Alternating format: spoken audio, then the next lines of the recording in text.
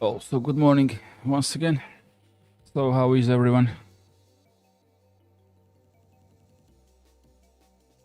I hope you had a good sleep.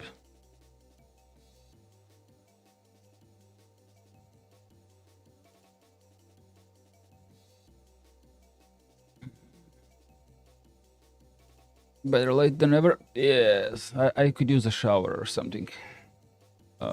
Maybe later.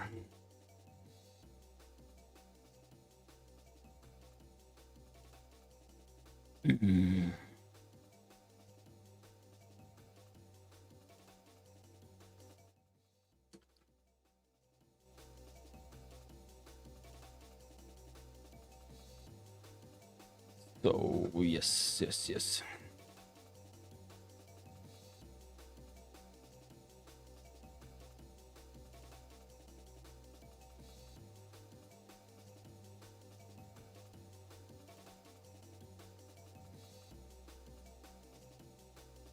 This song is called 8-Bit Jungle. It's from the artist called Hoffman from the UK. He is Amiga games programmer. Very cool dude.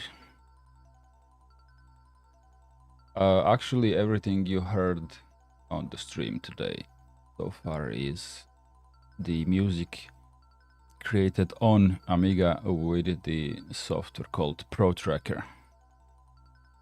Literally created on Amiga.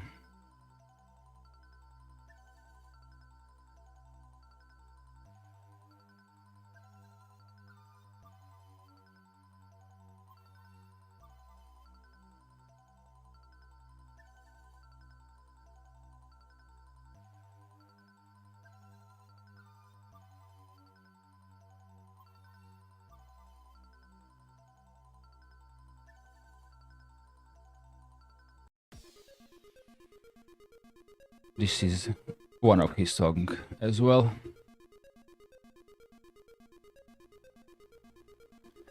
So, anyone in chat except Iceblade? Are we ready to start or something?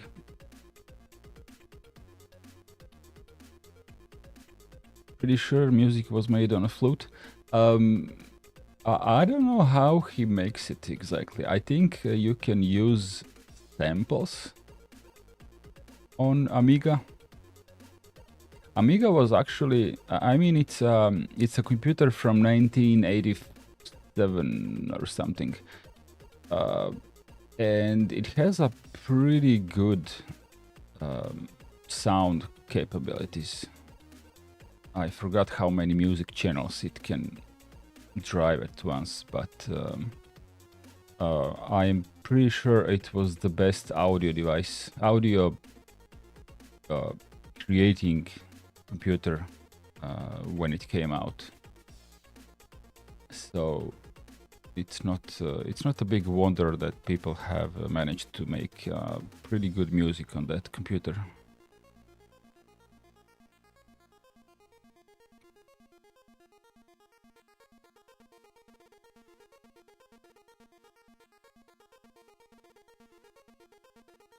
Okay, it's you and me, Iceblade. If anyone else joins, good for him. If not, good for you and me. Okay, let me kill the music player. There we go.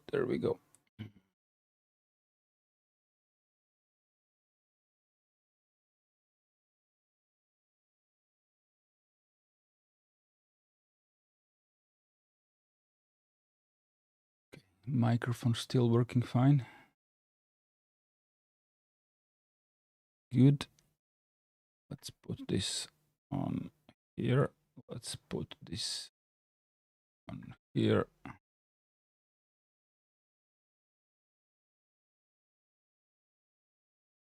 Good. Okay.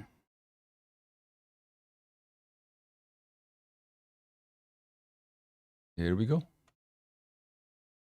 So there has been one small change in the way I do things here.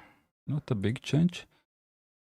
but I moved my virtual machines from my server to this computer over here. And in the process of doing that, I accidentally deleted the wrong hard drive file of the virtual machine that was used for LPIC demo.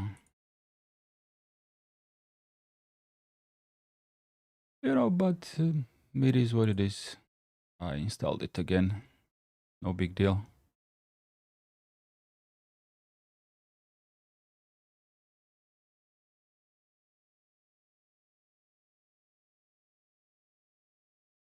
No camera in this one? Oh, sorry.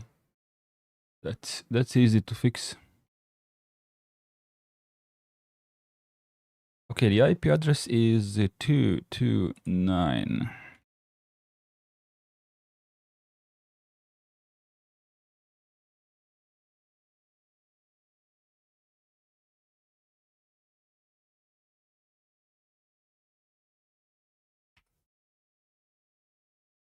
Okay.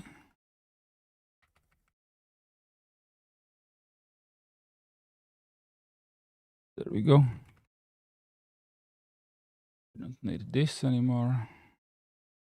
Or this. So I just arrived. Are you an hour late today? Also, what's with your... I fell asleep. If you just arrived, then you missed... then you missed this image being on screen for like 15 minutes or something. Actually, my voice is recovering pretty well at this point. If you rewind to my first words somewhere like 15 minutes into the stream, you will see the true nature of a person who has been awake for 15 minutes. Because when my wife woke me up, I immediately proceeded to start the live stream and then get ready. Apparently everyone is late today. You're late, Iceblade is late, I'm late. And everyone else is like jump in, jump out this year. So I don't know, maybe there are other people on the stream, but they are not in the chat. So who is not in the chat is not important. At least not important for the flow of the live stream. So HRF dude, that's the important person here. Obviously, welcome in.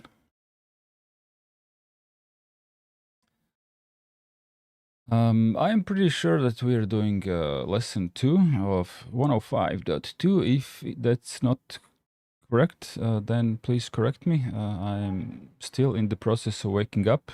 HRF dude says VIP. Yes, VIP.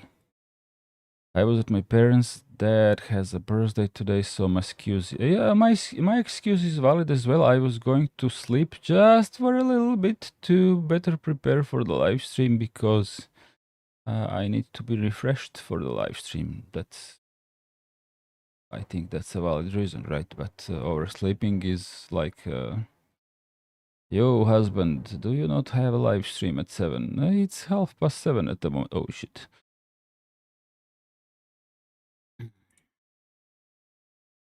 Iceblade confirms that I have been correct. Let's do some reading for the starters.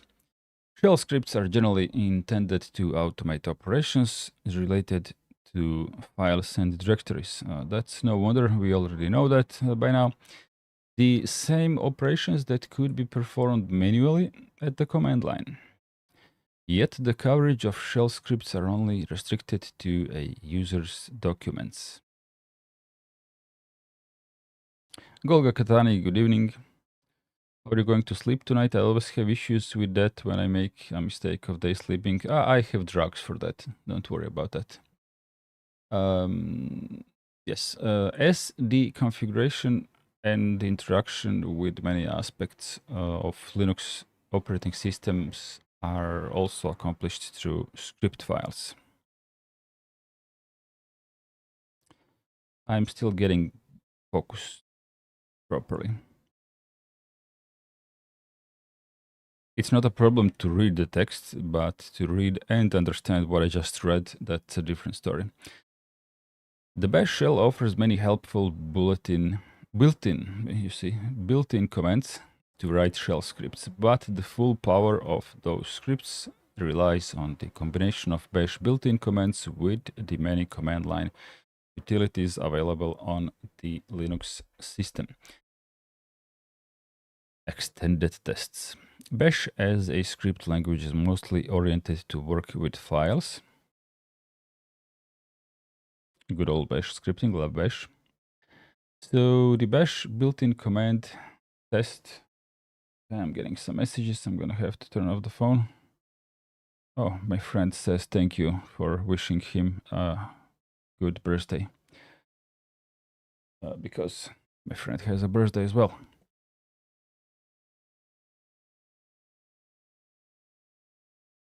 Okay, Bash as a script language is mostly oriented to work with files, so the Bash built-in command test has many options to evaluate the properties of file system objects, essentially files and directories. Let me just check that everything works. Tests that are focused on files and directories are useful, for example, to verify if the files and directories required to perform a particular task are present and can be read. Then, associated with an if conditional construct, the proper set of actions are executed if the test is successful. The test command can evaluate expressions using two different syntaxes. Test expressions can be given as an argument to command test, or they can be placed inside square brackets,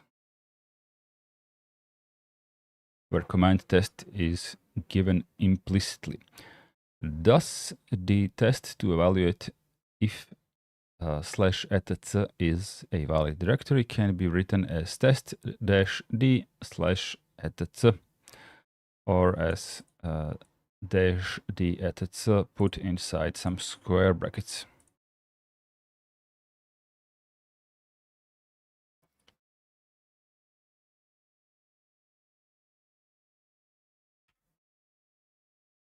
I don't suppose we can do that like this. But yeah, obviously we need to check the results of that command. Okay, 1 for the folder that doesn't exist and 0 for the folder that does exist. Open a file. No, that's fine. That's fine. I'm just checking. Because there is this procedure to wake up a human mind. It's all good. You can correct me, guys. No worries about that. Also, you can move camera up again so we see most recent things you have done. Oh, thank you.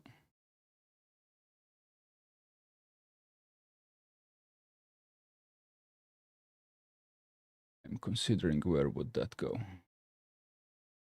I guess over here.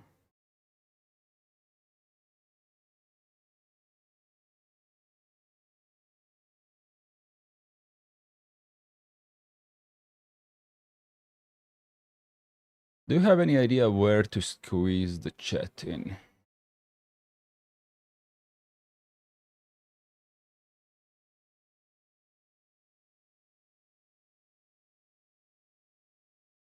Like, this seems like a very dumb position.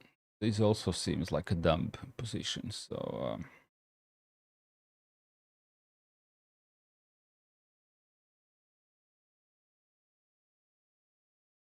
I'm not really sure what to do with the chat. Recommend move chat a bit up and then camera to the left.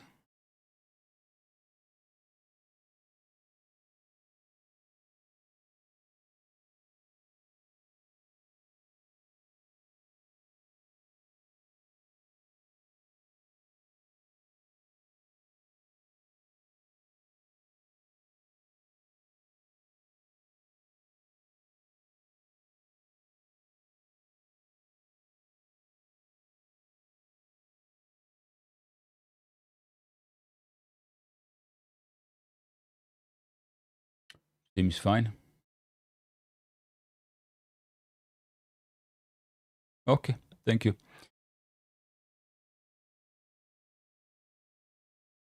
Okay, the same command with the square brackets also returns 0. Success is confirmed by the exit status codes in the special variable dollar question mark. A value of 0 means the test was successful. Both forms evaluated /etc as a valid directory. Assuming the path to a file or directory was stored in the variable $var, the following expressions can be used as arguments to test or inside square brackets.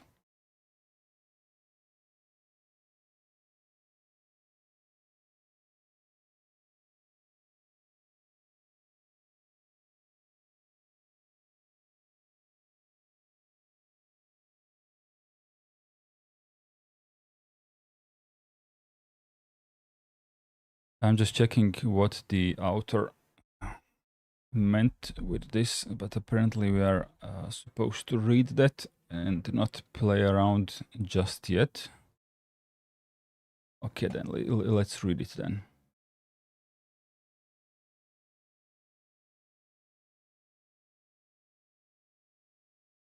Yeah, okay. So let's start with this one. Dash D and the variable under quotes will evaluate if the path is if the path in the variable is a directory. So if you go back, I mean, just a reminder, we did that already in the last lesson, but apparently this is a reminder, like in the last episode of LLL. So I'm pretty sure we're going to build up from here. But yeah, we have been testing for the existence of this particular directory, right? And that's what they imply over here.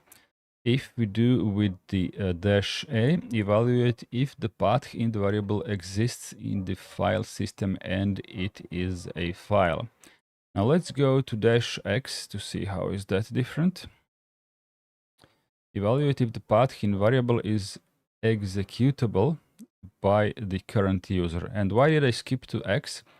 It's because you will see in quite a lot of scripts that do these kinds of tests that you will first check if you can execute something, and then you will execute this something.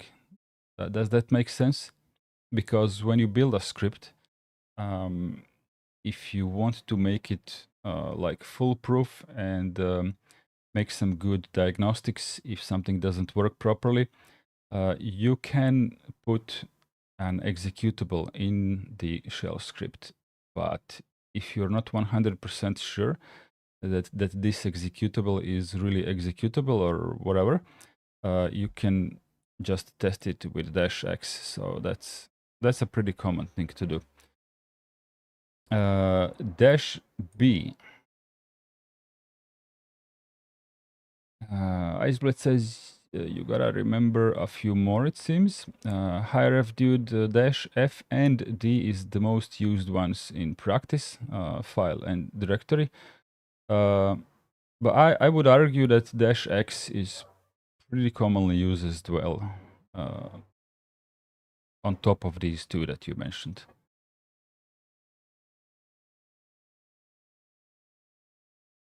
Iceblade says if it fails with -x, just tell the user to make the executable. Well, I mean, it is up to the design of your own shell script, right? It is you who is making the shell script to decide if you want to communicate to the user what went wrong, and that's exactly what these things allow you to do. So yeah.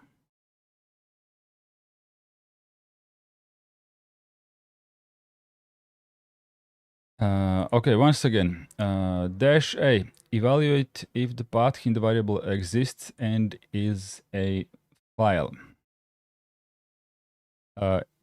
Evaluate if the path in the variable exists and it is a regular file. So without opening the manual, I am pretty sure that everything on the Linux file system is a file. And what they mean by the difference between F and A is that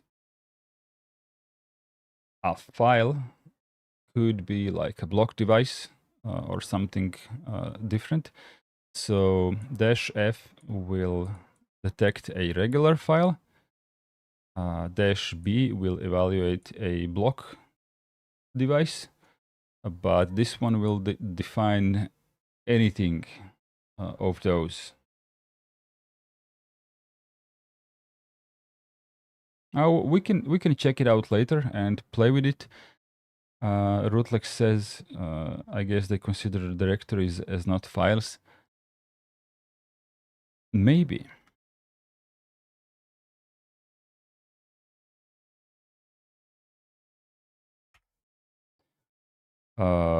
Actually, no. I mean, it turns out since we got a 0 for what I just did, I think what they mean by this is let's check if this thing even exists. Because in essence, we already read that in one of the previous lessons. I don't remember when, but it was clearly said that everything is a file, pretty much. What kind of a file, that's a different story. Let me just catch up with the chat. HiRef dude is already doing some heavy programming here. Okay. Okay.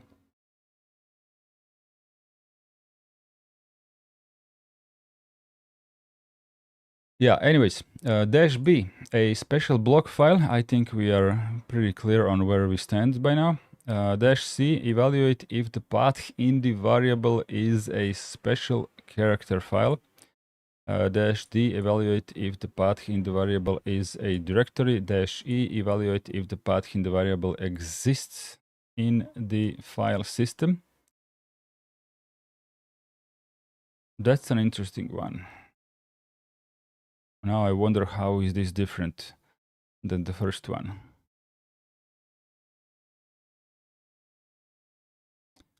That's a good thing to untangle.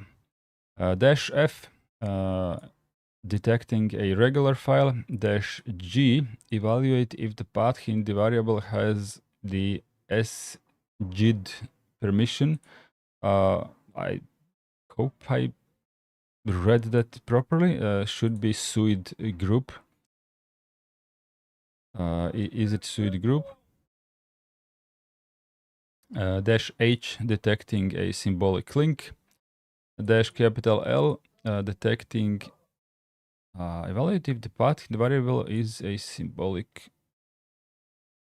Guys, I'm confused. Why is this why is this even a thing? Okay, okay. Okay.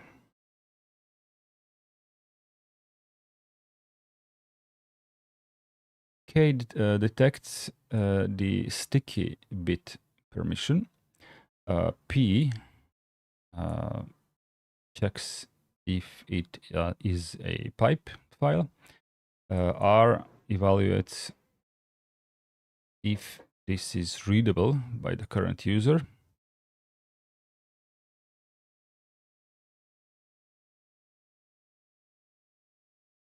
Maybe for consistency with other programs that use -l. I'm not sure. Why is it double?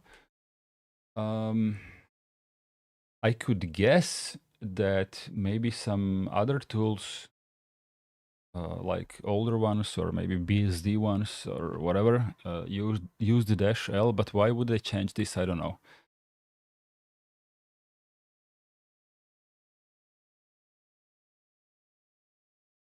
There must be a reason. Why? Why is this double?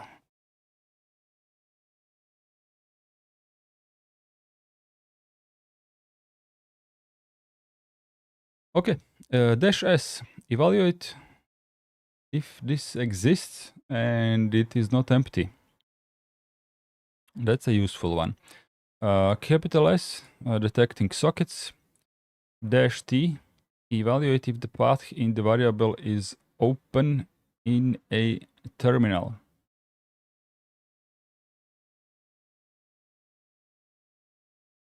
I love it when command -h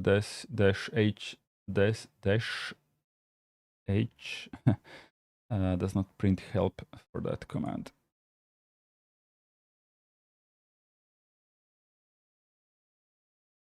Help test.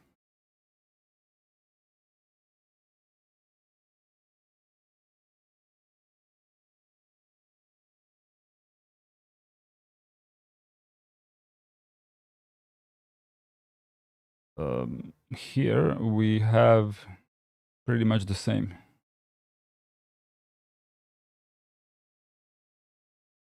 Anyways, -u, detecting the suid user bit. -w, is it writable by the current user?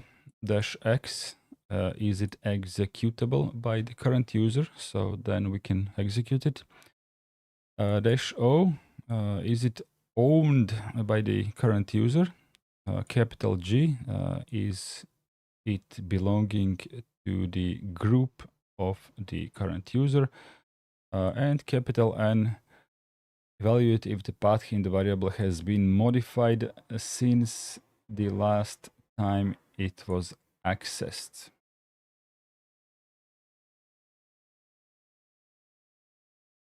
Now, I think this could be a small trouble. I'm not sure if you change the mount options on the file system to do no a time or something like that. Would you break this functionality? But yeah. HRF dude says path is both directories and files. Okay. var1 -nt var2. Evaluate if the path in var1 is newer than the path in var2 according to their modification dates. Okay, let's I was going to test this. Let's test just one and then continue reading just for the sake of a little bit of hands-on work, because this is a lot of reading already. And I think seeing things as they work is a little bit more effective. So let's go and touch me, and then let's touch her, and then yeah, how do I do that? Can I just literally type me? Nah, that won't work. That won't work.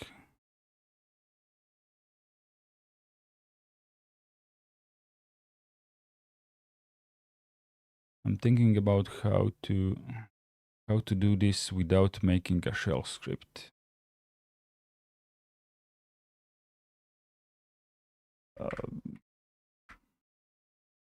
age. Okay.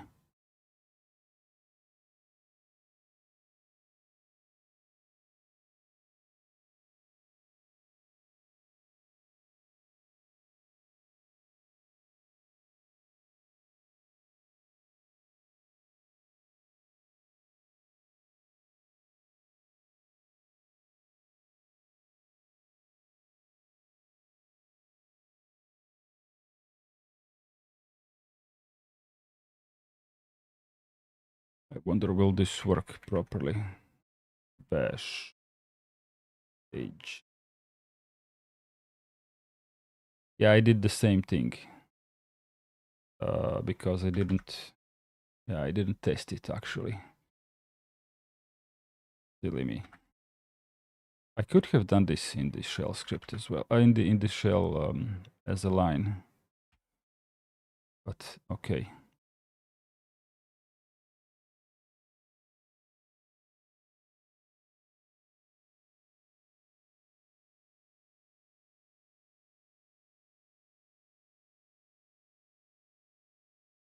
I didn't really need age as a shell script here, but okay.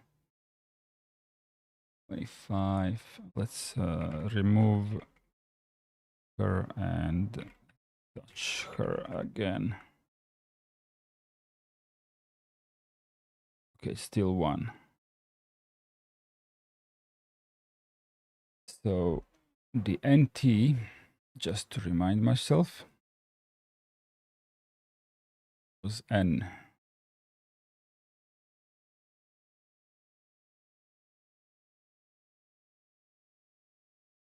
Evaluate if the path is open in a terminal.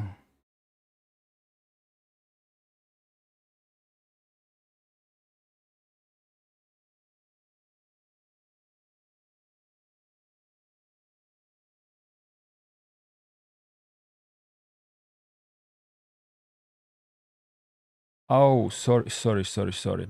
I thought that this was like 2 commands in one, but apparently this is 1 command. I apologize for my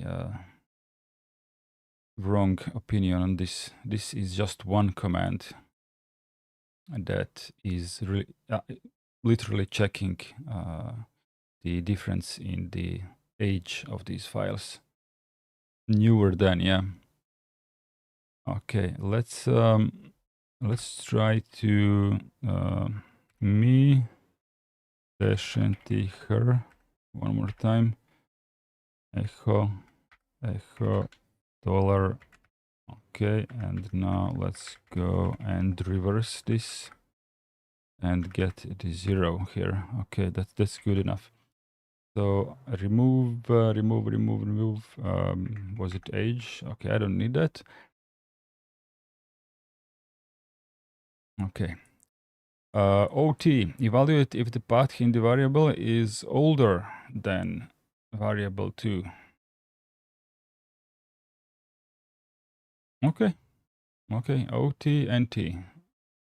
Older than, newer than. So that's not a hard way to remember. Older than, newer than.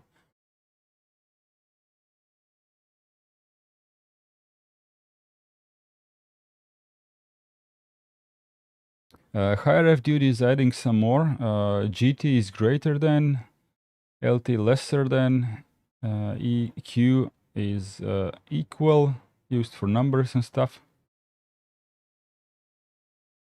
Wouldn't it be easier if you just write it in a text file in an editor? It would, in some cases. I mean, I did it, but for now, we're not making a shell script just yet. It's a way to learn what is possible here.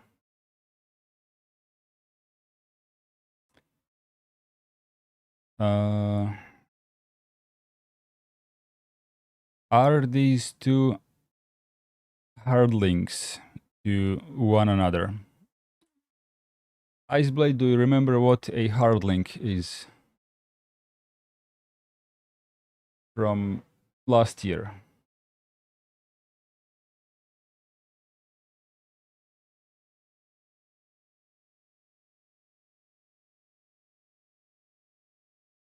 Be warned that we cannot see the top of your shell script. Ah, okay, okay. Hard link, I do remember. Iceblade says, okay, okay. If you do remember, I am pretty sure that HiRef dude also remembers. Golga Katani, you know about hard links as well.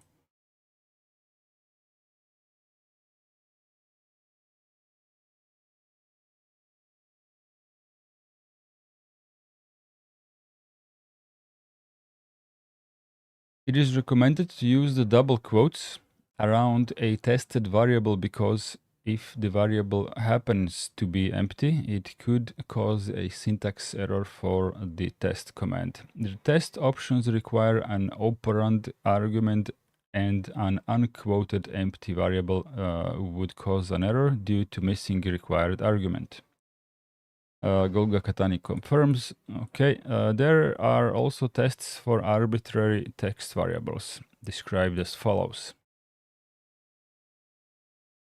-z on the text variable, evaluate if the variable text is empty, 0 size. -n is evaluating if is not empty. Equals or double equal evaluates if these two texts are the same. Naturally, exclamation mark equals is pretty much the obviously the opposite. Lesser than. RF dude says quotes for variables because paths have spaces in the names all the time. That's a good reason. Iceblade is asking like the file size or the contents of it. Well, those two are pretty connected, right? If you put contents in a file, then the file size goes up. So yeah, there will be something in there.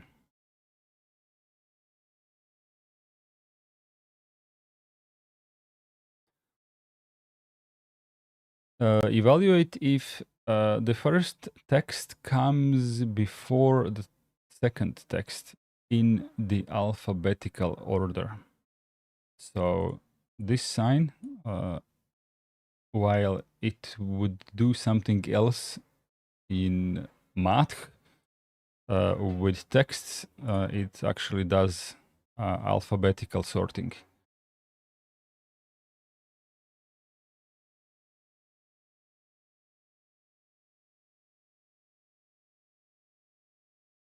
Most notable example is a new folder.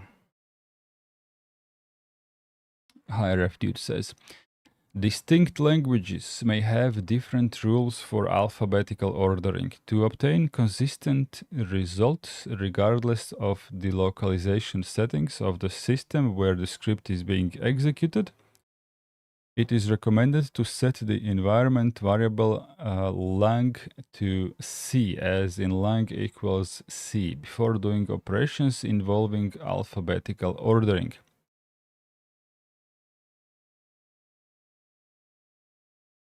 I'm not entirely sure if this works in 100% of cases. Maybe I want to use Croatian alphabet, like deliberately and literally. But what is great about bash programming is that you can do this inside your script as well, so no harm done. This definition will also keep the system messages in the original language, so it should be used only within script scope. Numerical comparisons have their own set of test options. We ready for some numbers? Iceblade says, oh no, I am, don't fail. So much on. Less than and greater than, I use those all the time. not wake up enough to read that with understanding.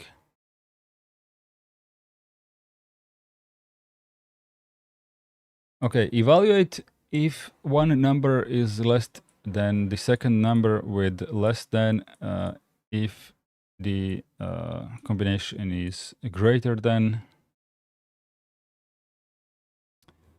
LE less or equal GE greater or equal EQ equal NE not equal. All tests can receive the following modifiers, exclamation mark, it will make it false. Chat program on screen 8, the less than and greater than. Oh yeah. Yeah, I'm reading it on this screen here, so I can see everything properly, because the one here tends to eat stuff.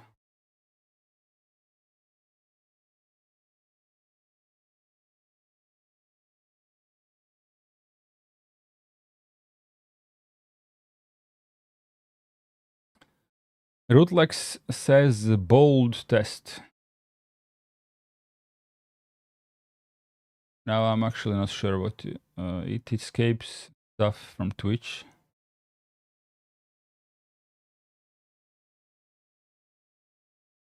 Oh, just testing the chat. Okay. Well, the chat is a web application, so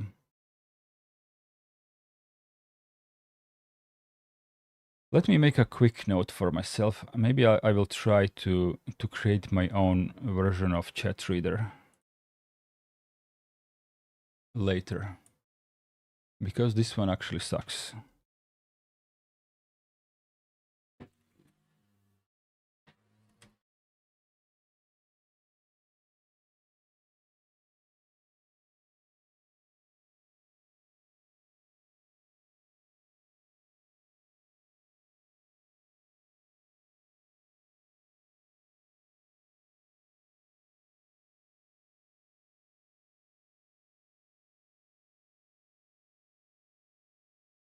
Okay, note taken.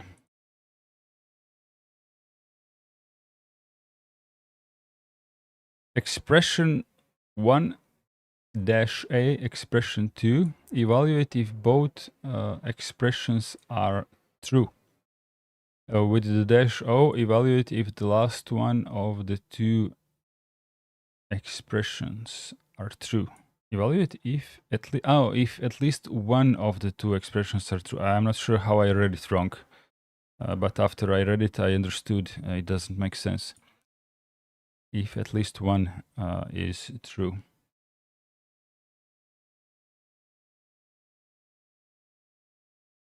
Did your bolt succeed on YouTube? I don't think it did.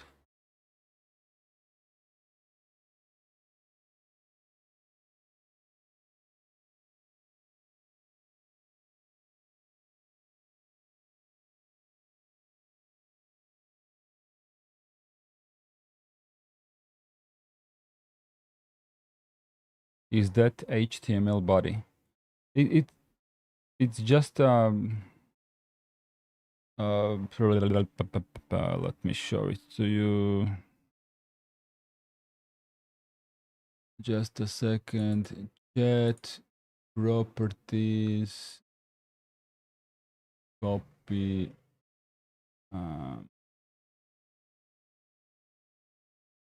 I don't want to paste this in public.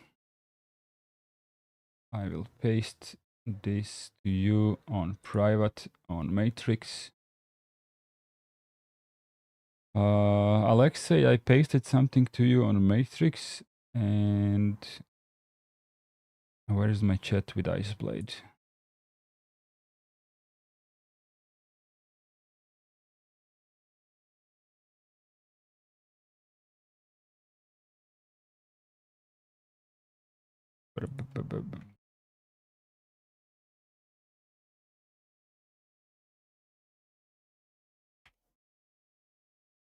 Okay, I have sent a private message.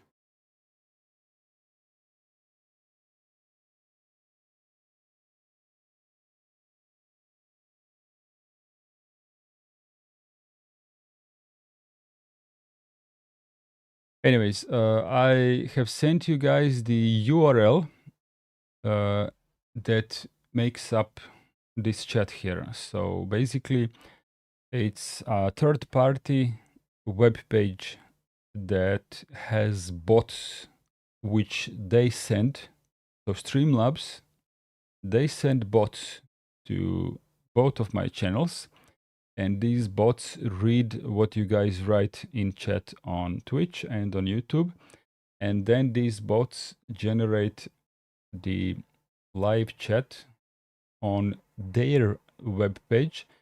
And this here, next to my webcam, is literally their web page that I only incorporate in my OBS, literally as a web page. And whatever they spit on their web page shows up here. So the link won't load. It's empty for me. Probably needs. No. It's not empty. Just keep it open. Keep it open and then type something, because it starts from scratch. It starts generating chat from zero every time you open it. So you have to open it first and then type some messages on YouTube or Twitch. Then it will show up. So it's not retroactive.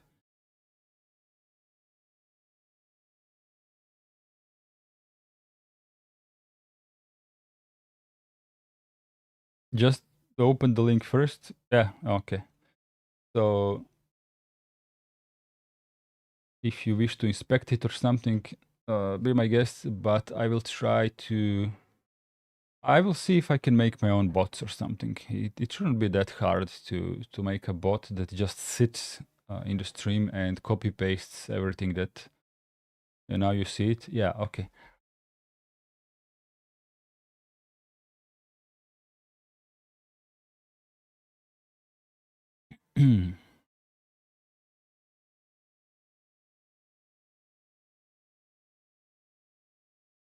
uh, this here is literally a part of YouTube web page.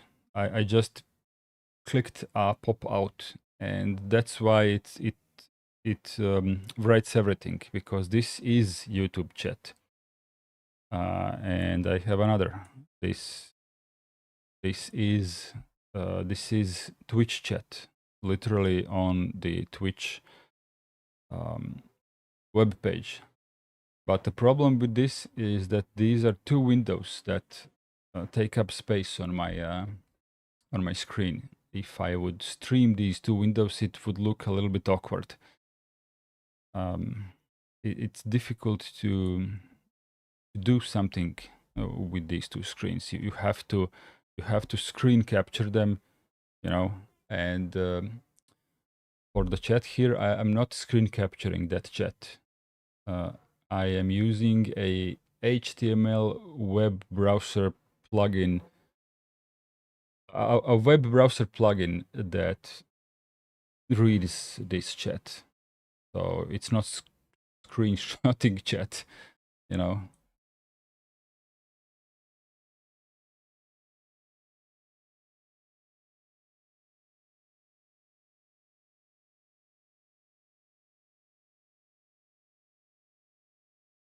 Another conditional construct case can be seen as a variation of the if construct.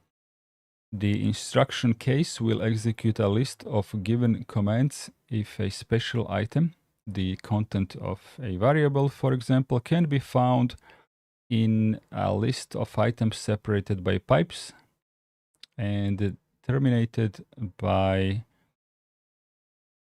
closed parentheses.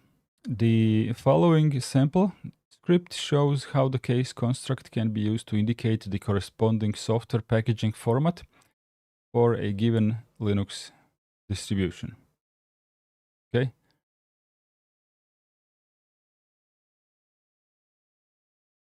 Let's copy paste everything.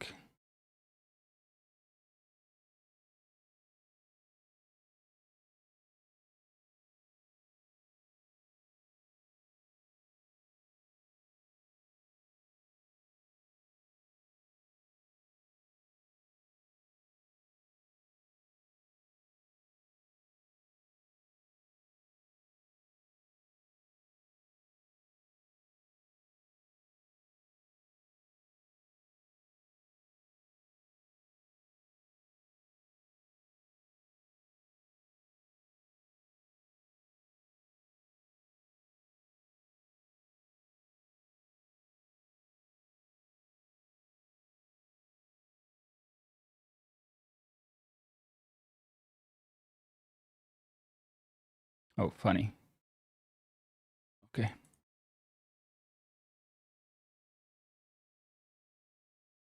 Do you mind if I type this, or do you want me to speed up with some copy pasting? Bin bash. Okay. Distro equals $1 echo. Where is my laptop?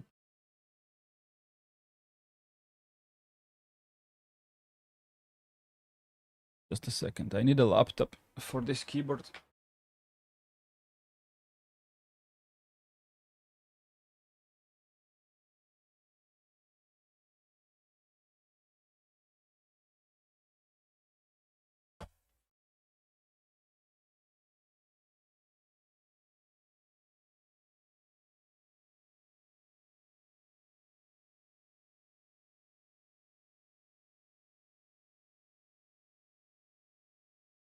This keyboard is a little bit fat, and I don't know how well can you see it, but it's fat, and when I place my wrists, I suppose, on the table, I kind of type like this, so it's not very ergonomic and makes me make mistakes.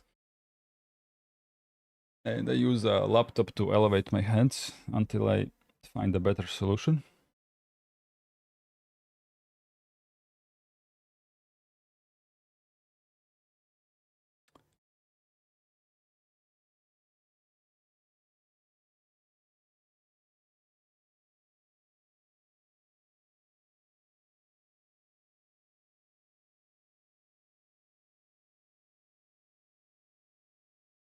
User bin env bash is more correct than bin bash, so your scripts would work on any Unix POSIX system.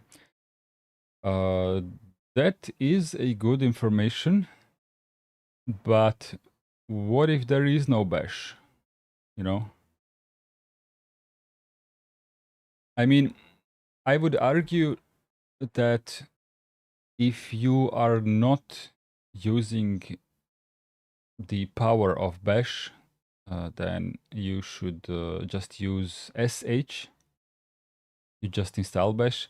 No. I mean, if your script is not powerful, you know, that it really requires bash, you know, maybe you could just avoid using bash if you are giving it to other people. You know, if it is something universal that will be downloaded many times and stuff like that. But if you're writing just for yourself, then it may be just a good back of the mind information to use user bin env bash. I'm not against it. I'm just saying if I would make something a universal script, I would attempt to use just the Bourne shell instead of forcing everyone who will download my script to install Born Again shell.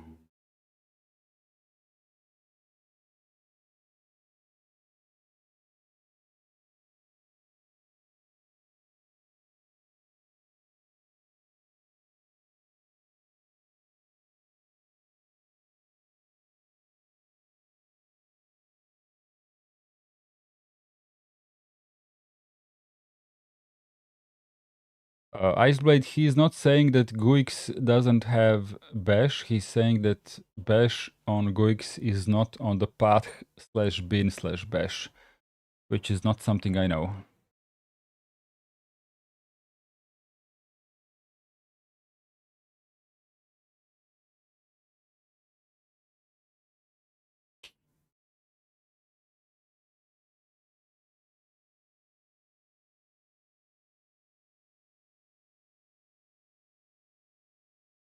Mm. Okay. Where's my mouse?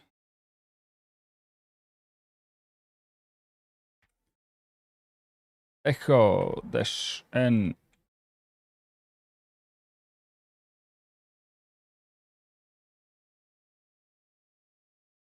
das distro, yes, uses, okay, something. Okay, let's do the case thing. Case dollar distro in Debian or Ubuntu or Mint or Zorin or GUIX, okay, something along those lines. Echo -n. You can already tell what this is doing, right? Echo -n d deb. Okay.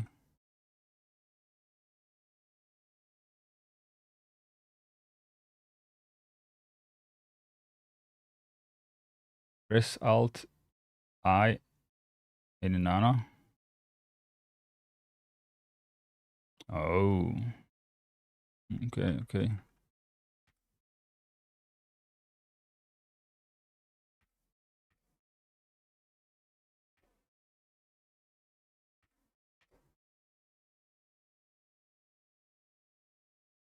Ah, okay.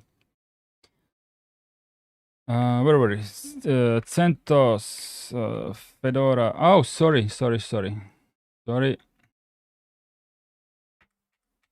I just realized what I did. Fedora, OpenSUSE. Okay. Okay, closed parentheses.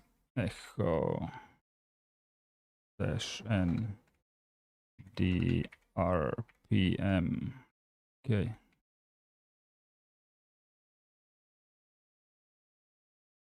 Everything else. Echo -n.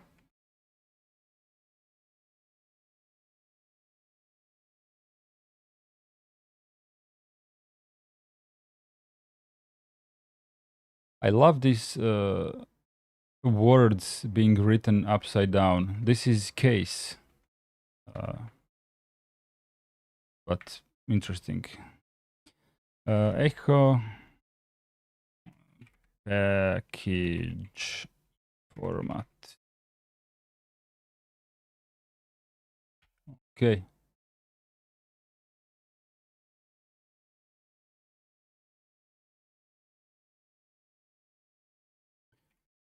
Bash distro.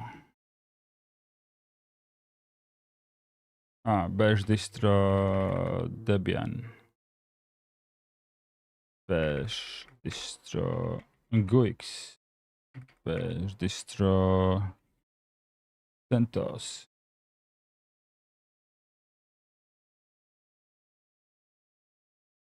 Iceblade, yes, this is the end of the switch case.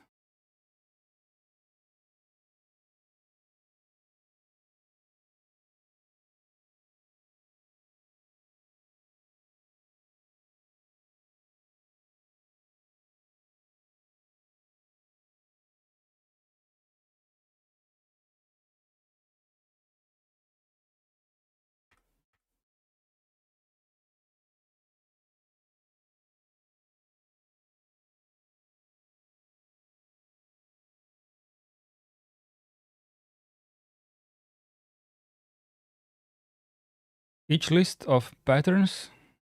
I'm just reading the chat because it's a little bit more active than usual. So after, thanks, HiRef dude. So after the closed parentheses, you tell it what to do. Already forgot what N did.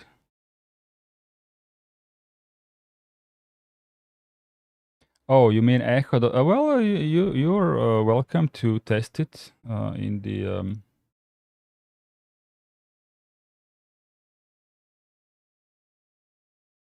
Do not output the trailing new line. So no new line. HiRef duty is a little bit ahead of himself. -N is do not output the trailing new line.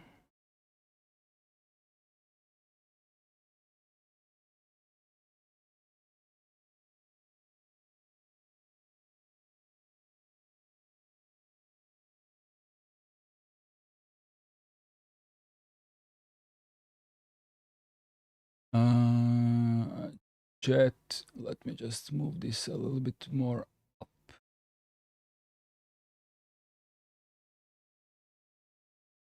I don't think it matters that much what has been said previously.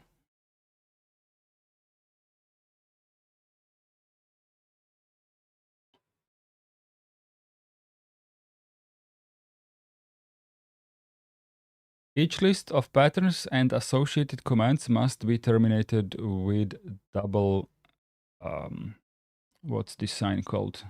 Точка zarez in Croatian language. Semicolon. Okay, semicolon or semicolon end or semicolon semicolon end.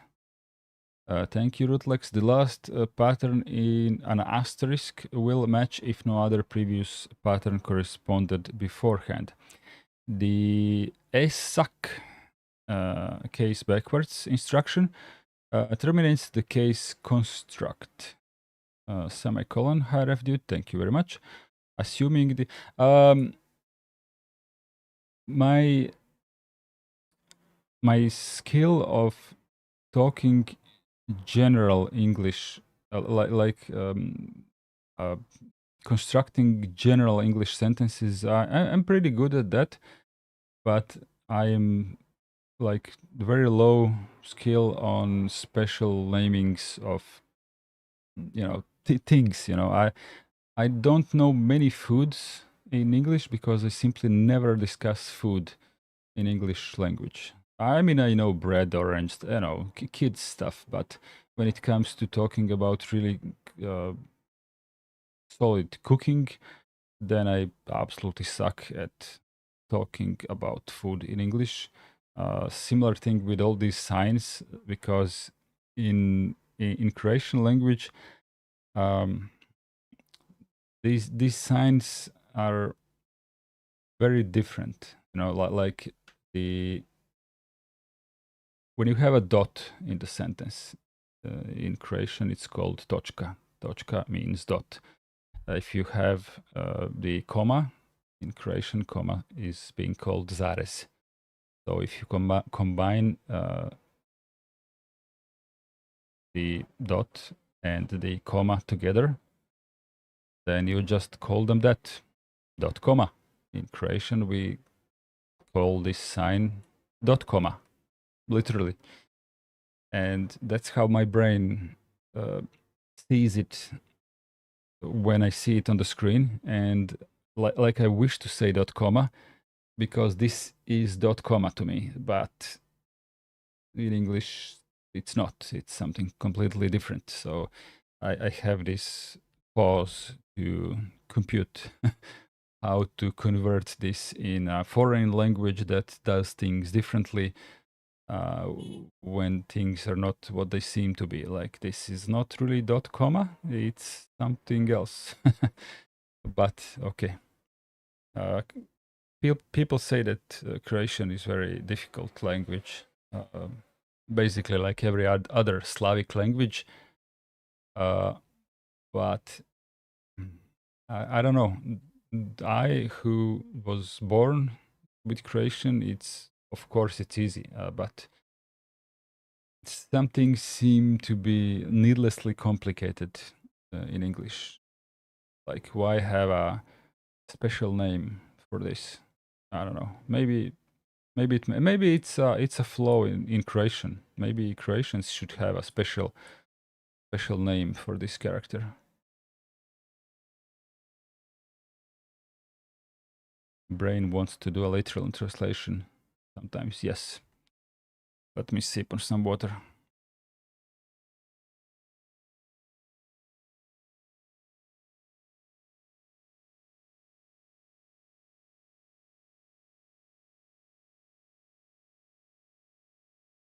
All languages are hard. Well, if the language is not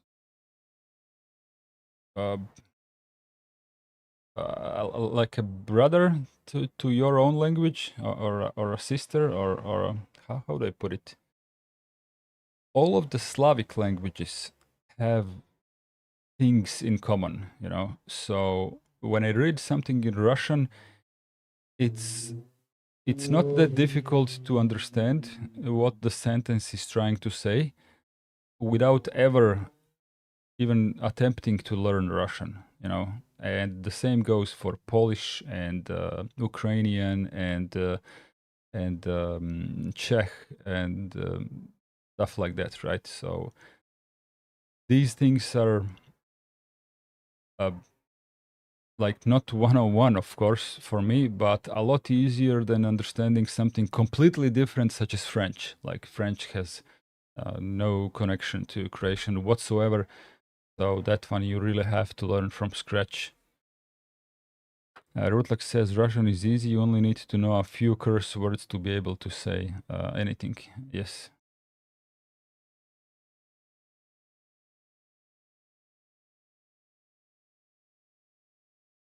Iceblade says blät. What is blät? I have no clue what that would be.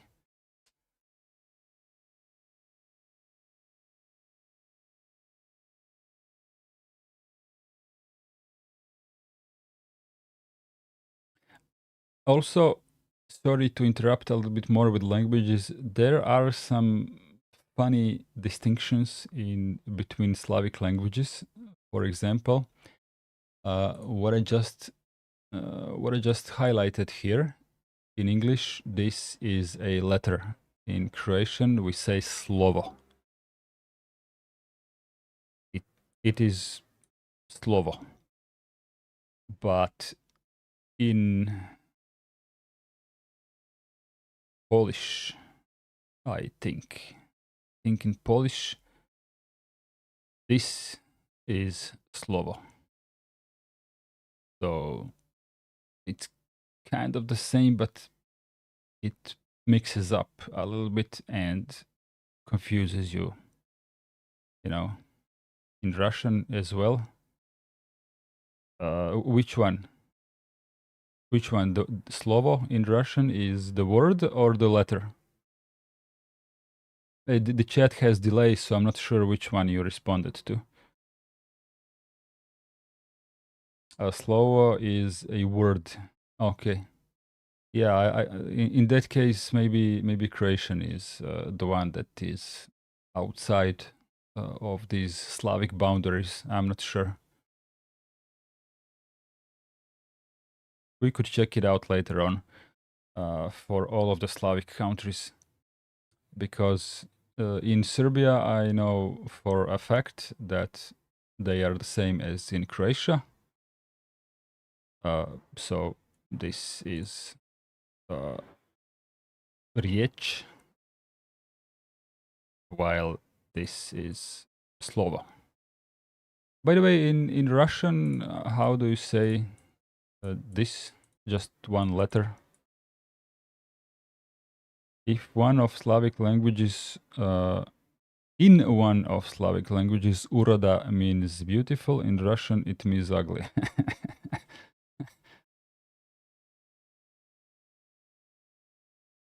In Croatian, uroda doesn't mean anything. So letter is bukva. Did I read that correctly? Bukva?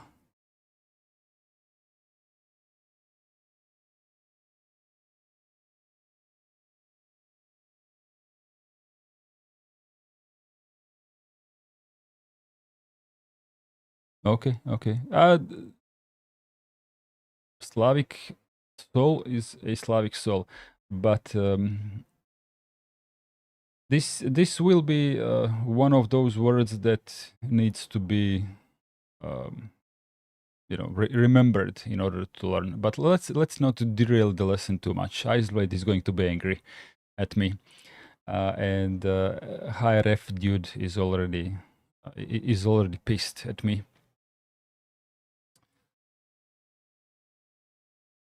Okay, okay, okay. Well, let's read the entire section once more. Each list of patterns and associated commands must be terminated with these beautiful signs here. The last pattern, an asterisk, will match if no other previous pattern corresponded beforehand. The case upside down terminates the case construct. Assuming the previous sample script was named script.sh and it is executed with OpenSUSE as the first argument, the following output will be generated. The distribution OpenSUSE uses the RPM package format. We have already verified that this indeed works.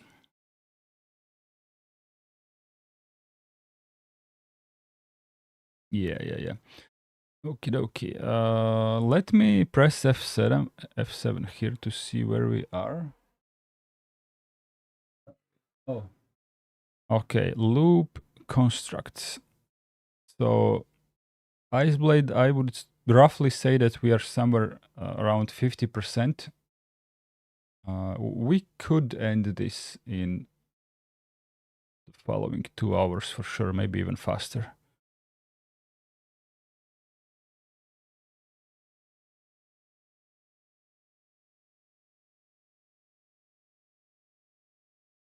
Okay, here's the tip. Bash has an option called no case match that enables case insensitive pattern matching for the case construct and other conditional commands. The shopped built-in command toggles the values of setting controlling optional shell behavior. Shopped-s will enable set the given option and shopped-u will disable, like unset, the given option. Therefore, placing shopped-s no case match before the case construct will enable case insensitive pattern matching. Okay, so what you can take from this is use this command to don't give a damn about the uppercase or lowercase. Options modified by shopped will only affect the current session, so modified options inside scripts running in a subshell, which is the standard way to run a script, do not affect the options of the parent session. I like these somewhat shorter lessons. Yeah, me too. I was even thinking about artificially shortening some of the lessons, simply to keep them below 3 hours. I think 3 hours is like a sweet spot. 4 is already stretching it a little bit, and 5 is oh fuck. But I'm not sure if I can do it properly. I will think about it. My internet is dying. You can switch YouTube to 480p resolution. Northern Chimp, welcome in. I haven't seen you in chat. The searched item and the patterns undergo tilde expansion, parameter expansion, command substitution, and arithmetic expansion. If the searched item is specified with quotes, they will be removed before matching is attempted.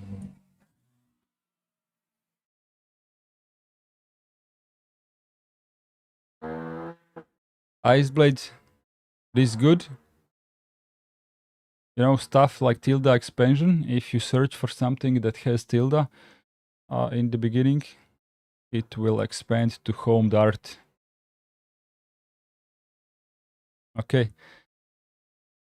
Loop constructs. Oh, we are just now trying, starting the second one out of 3. Okay, so my mistake, we're not at 50%, we are at 33%. Okay, scripts are often used as a tool to automate repetitive tasks, performing the same set of commands until a stop criteria is verified. Bash has 3 loop constructs: for, until, while.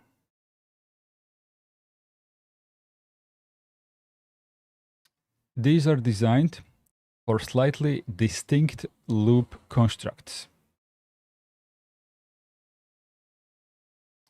Iceblade doesn't like tilde on his keyboard combo pressed 2 times to appear. What keyboard layout do you use? I forgot which country are you from.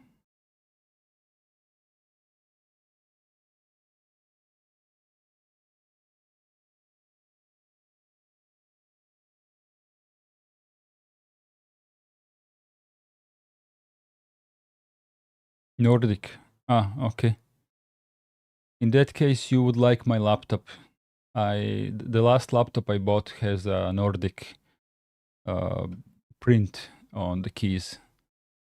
Of course, I don't use Nordic layout. I just have to look. I just have to see those signs on the keys, but I don't use them.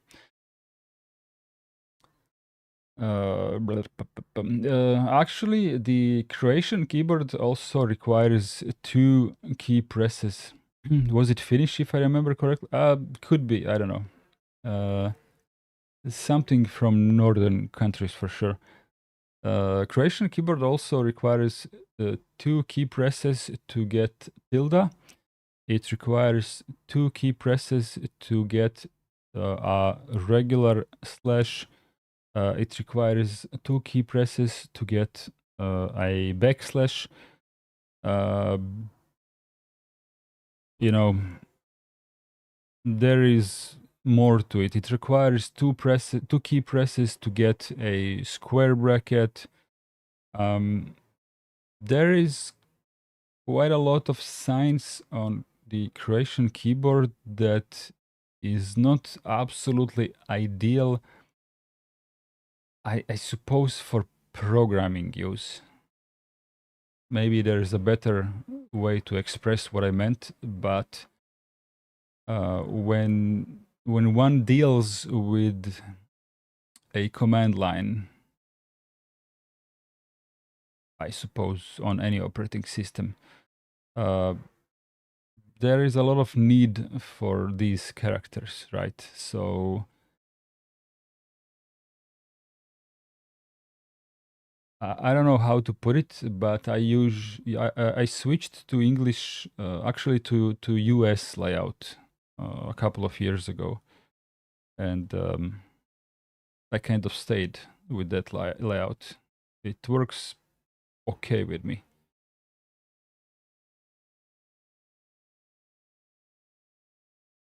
Anyways,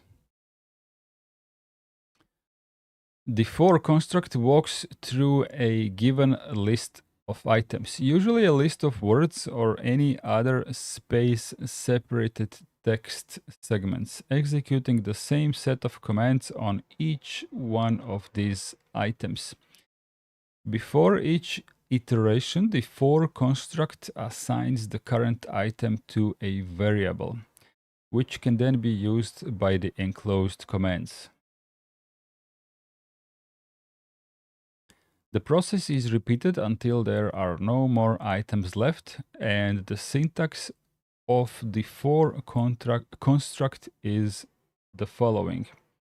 Northern Chimp says, I don't think there is much matching the French keyboard for hands hassle. Are you saying that French keyboard is less than ideal, like uh, like you're saying that you don't like how it looks or how it works in terms of programming and stuff like that. I mean, for me personally, I would absolutely go crazy if you would mix up the where the letters are, like it's not Q W E R T like on other keyboards, but on French is A Z E R T. So my personal problem is that we Croatians use a layout that mimics the German layout. So we have Z and Y swapped, and this drives the hell out of me because I switch to the US layout frequently. So these two keys tend to frequently not be on the place where they used to be half an hour ago.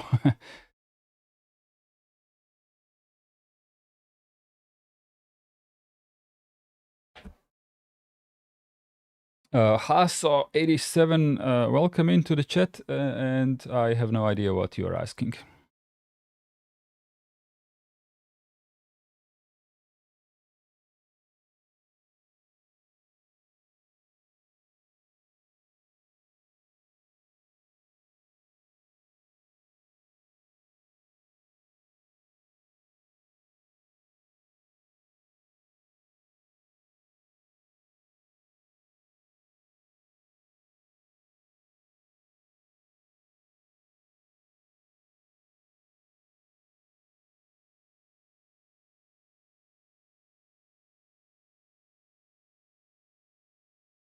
Hasso, maybe someone else understood what you meant, but please try to type the entire sentence because maybe I'm stupid. I'm really trying to understand what you mean by this.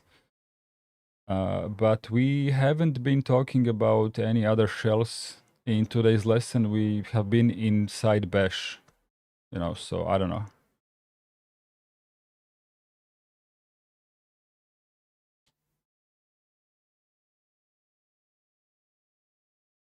Your formatting in the output distro is not working as you want. It is working as I want.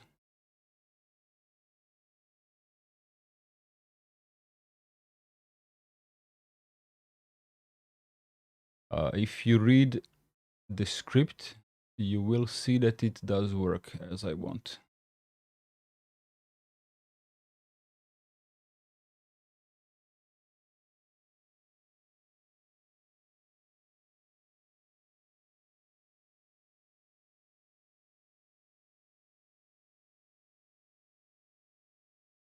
Leon Mertz 702, welcome into the chat. Fun fact, a Dutch keyboard layout exists, but nobody uses it. We all use US International. But how do you does your language have some special characters that English doesn't have? I don't know. I assume it does because every language in Europe has some special characters. So how do you get those characters if you all use US International? Or maybe US International has these characters somewhere. I guess one can use US International with dead keys. With dead keys.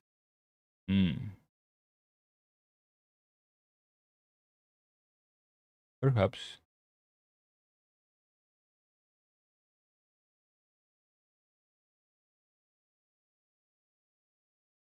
Polish keyboard is interesting to me. They have two Polish keyboard variants.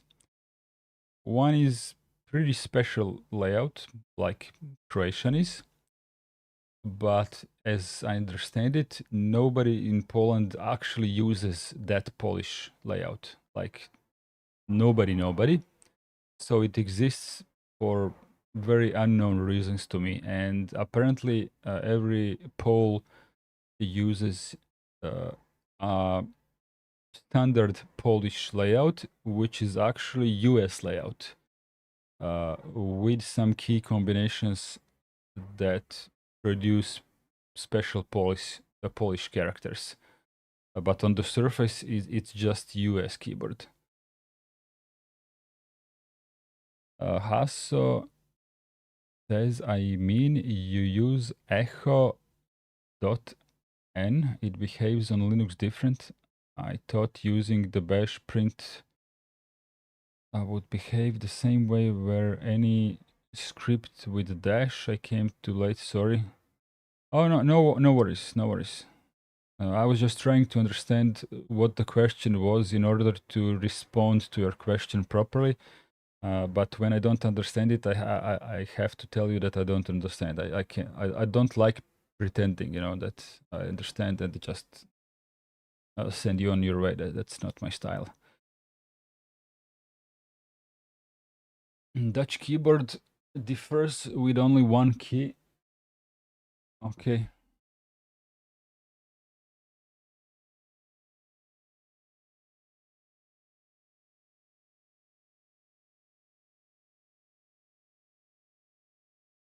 Okay, the process is repeated until there are no more items left. The syntax of the for construct is the following. For variable in list, do some commands here, and then we are done. Variable is an arbitrary shell variable name, and list is any sequence of separated terms. Northern Chimp says French layout is AZERTY, but that's not the problem. Alt gray plus shift plus 2 equals tilde. Okay, so that's a solid combination of keys to get there. Altia plus shift plus 4.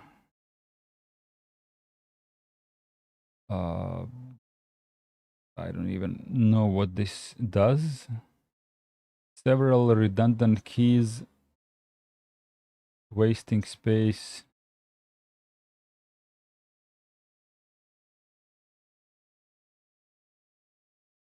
Alt gray is a hassle to you, Iceblade?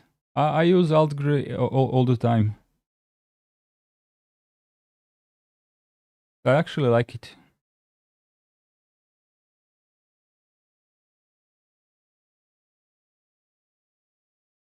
So I don't think you can. I don't think I can focus it properly, but this is a standard US keyboard, and I'm using this exact layout as it is printed here. But you have like alt gray here, and if I don't press it, I have normal characters as in USA. But if I hold this one, then I get, Croatian characters. And I quite like it this way. I feel like I'm the only one who uses this. I never met any Croatian person who uses this layout.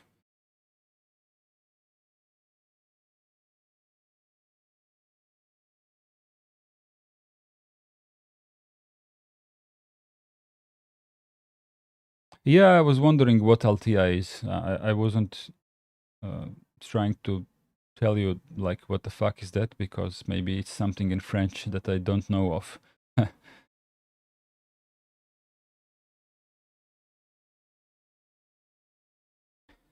Okay. It's true that echo is less portable than printf, but that's too deep for this lesson. It's only still scratching the surface. Rootlex also says, I use compose for this stuff. We're lucky to not have such letters with additional symbols on top.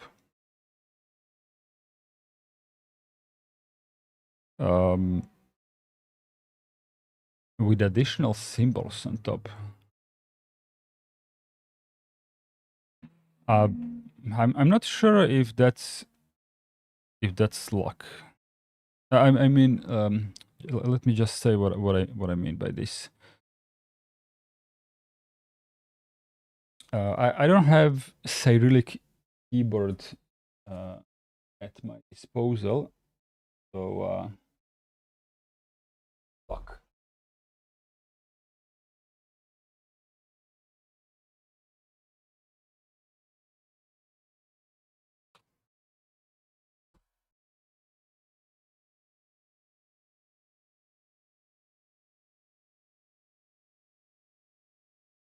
Okay. This is for, I meant like a, etc. Yes, but Rootlex, would you consider this to be one of those special characters? Would this fit under your definition of such letters with addition? Yeah, okay. In Croatian, this character here, this is literally sh.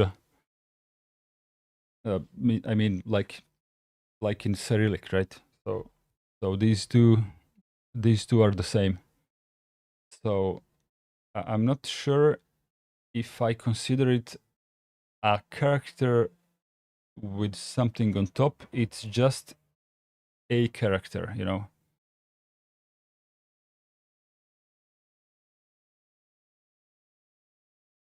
Because because it's Latin, so Latin doesn't have what Cyrillic has, you know. And there is only one way we can get sh, and that's by placing something on top of the most similar letter, which is s.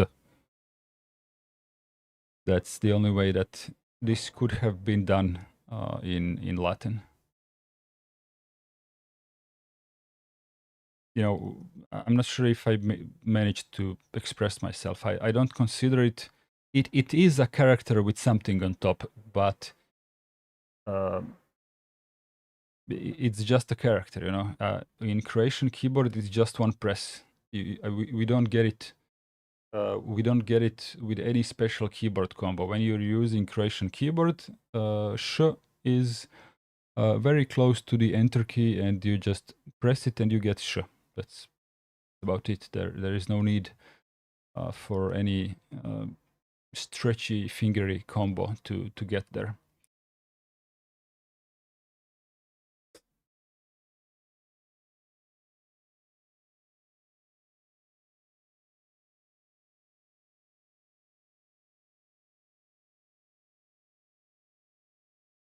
For loop has no syntax stuff like parentheses, which one would expect in most program languages.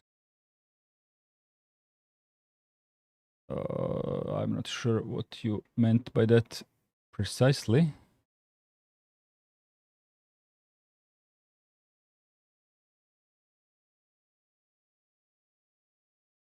Okay. Var name is how we read that. Is an arbitrary shell variable name, and list is any sequence of separated items. The valid delimiting characters splitting items in the list are defined by the IFS environment variable, which are the characters space, tab, and new line by default. The list of commands to be executed is delimited by the do and done instructions. So commands can occupy as much or as many lines as needed. In the following example, the for command will take each item from the provided list, a sequence of numbers, and assign it to the num variable, one item at a time. Okay, bin bash for num. Maybe this is a good time to start typing something.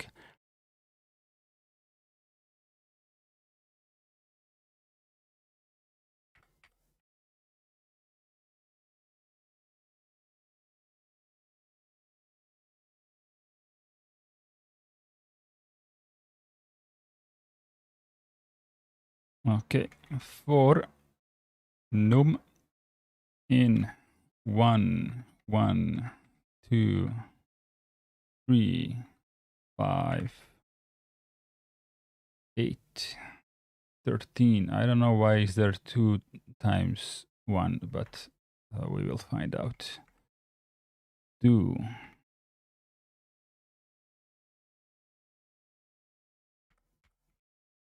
echo dash n quotes dollar num is some more quotes over here. If now we are testing for something, if dollar some parentheses here num percentage 2 dash ne. What was ne? Newer? No, I forgot. What was ne? Not equal. It was not equal. Yeah.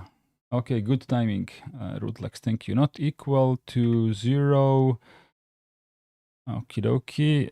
Then we will do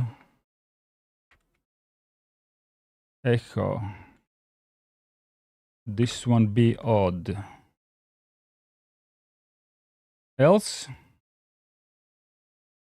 echo, well, if it's not odd, it must be even, unless it's 0, but we have already taken care of that by doing the not equal.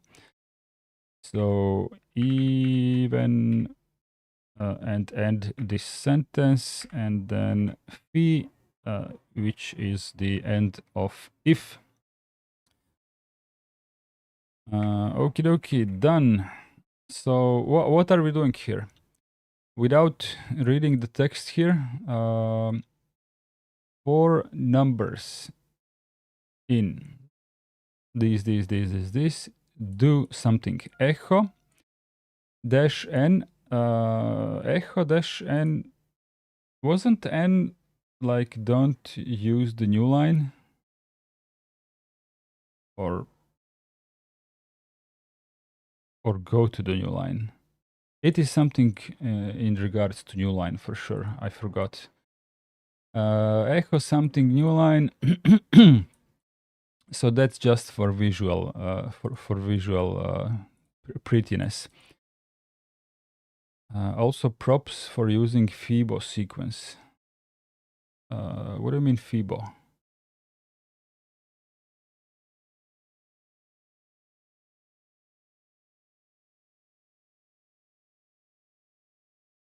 Fibo?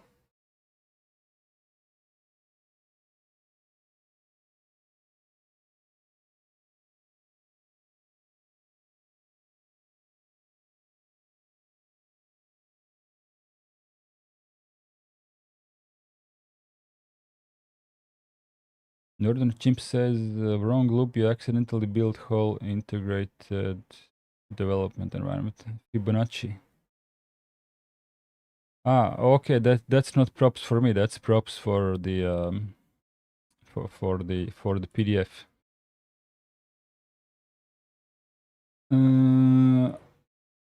Okay.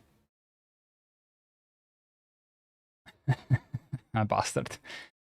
Okie dokie. If where were we? Okay. Echo your number, and we will take every single one of these. Is divisive by 2 and not 0, then it's an odd one, else it's an even one. Okay. I wouldn't know how to create this out of my head. I would need a manual to come up with this in its entirety. but it is a matter of practice. Bash num. So Iceblade, it is going to the new line.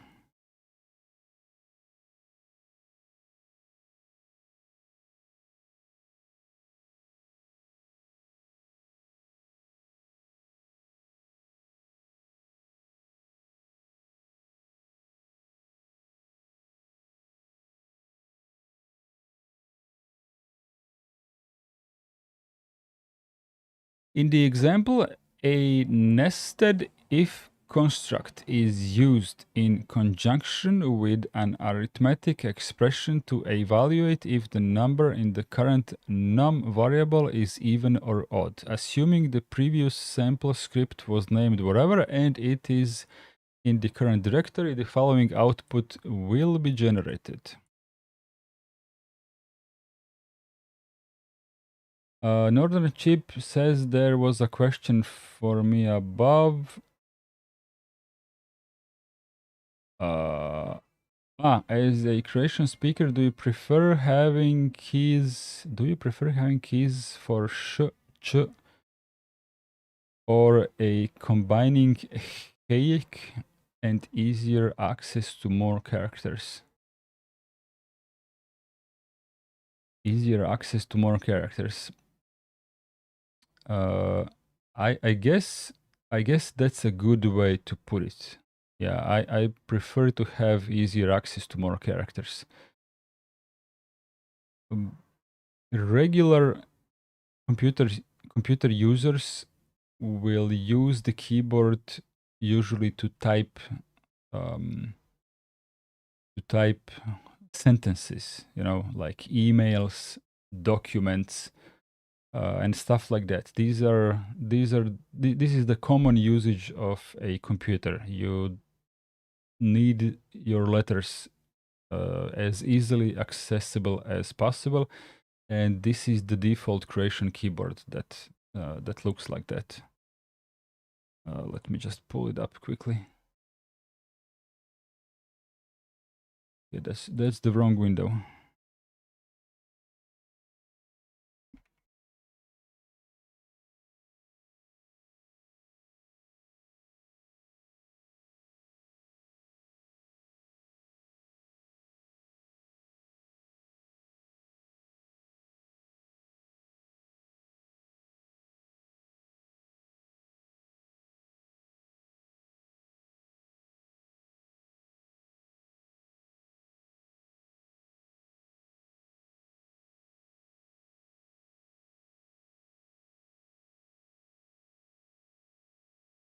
Okay, the creation keyboard.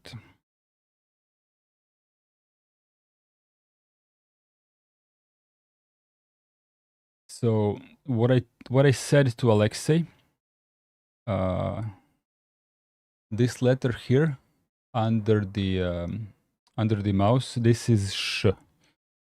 So in order to get sh, you simply press this key once and you have sh.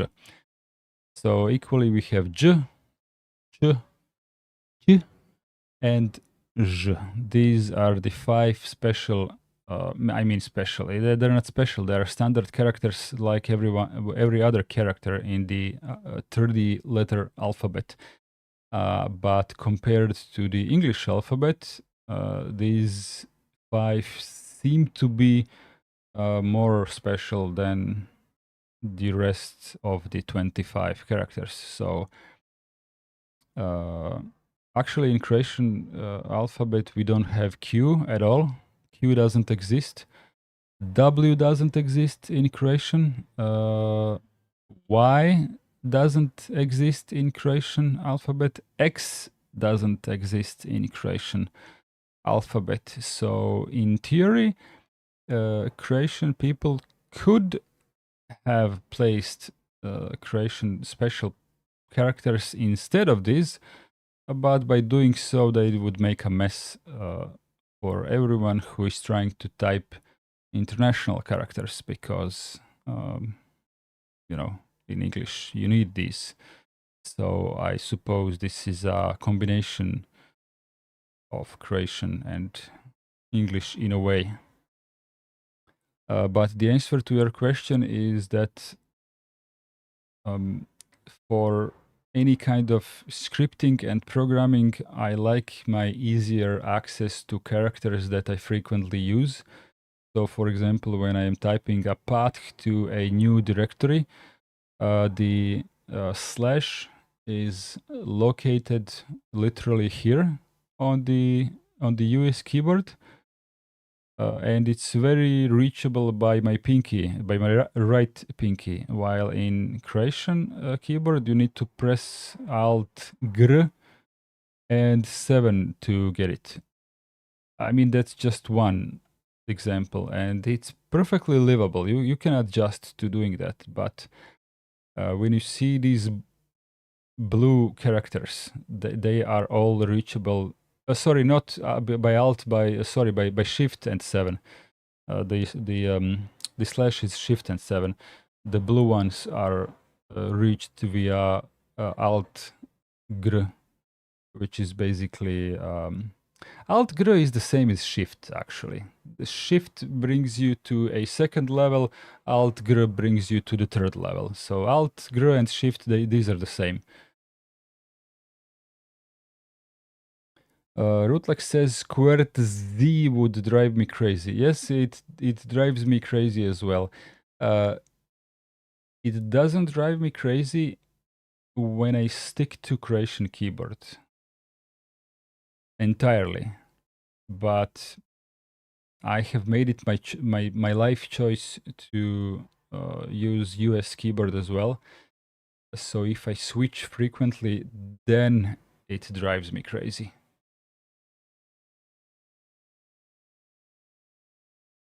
So that's your answer, Northern Chimp. I use US layout because I want easier access to characters that seem to be better for programming. If you would told me today I have to use Croatian keyboard exclusively, I would say okay, fine, and I would adapt back to that because I know where all the characters are. It's not like I don't know. It's just that, you know, reaching the square brackets and whatever these brackets are called. I feel like it's slowing me down. That I guess that's it, you know. And also on this part on the right, you can see some blue characters that are for German signs. I think this is German sh over here. These two characters, I think this is for Polish characters for whatever reason. Is this on Croatian keyboard? Leon Mertz, welcome in. I don't remember if I saw you in chat previously.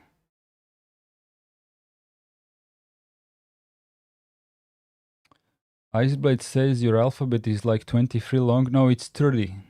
30 letters.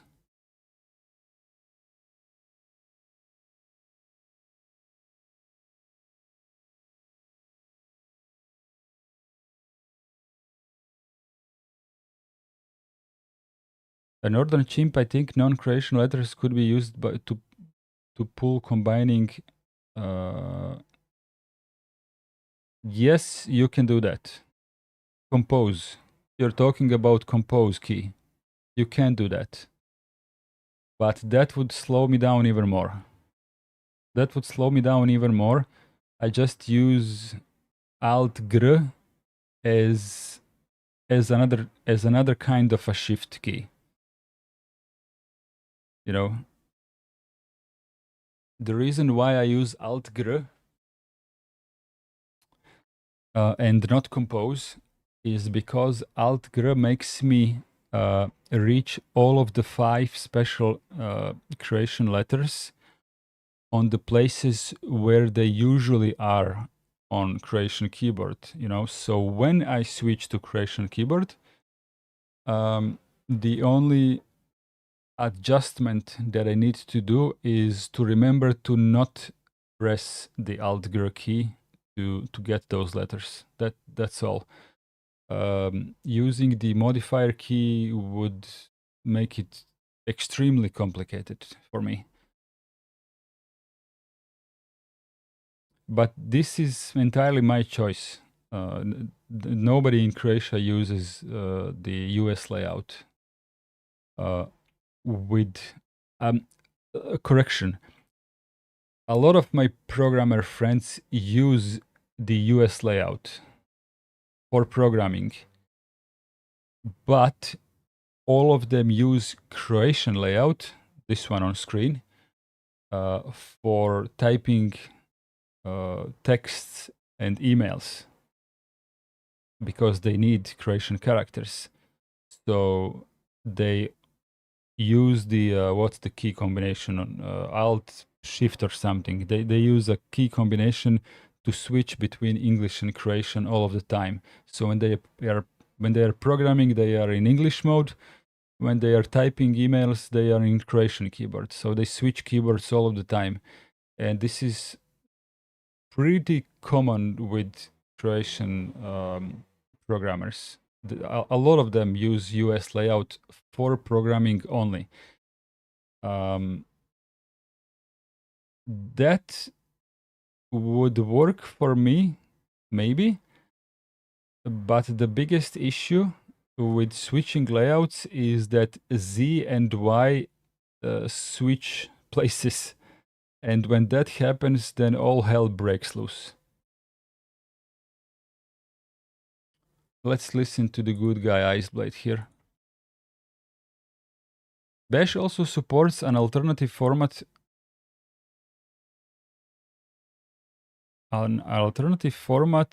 to for constructs with the double parentheses notation.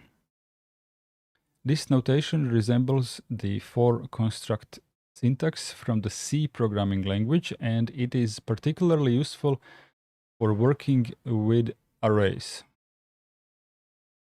Okay, so if Iceblade has asked where are the parentheses in the for loop in Bash, well, here they are.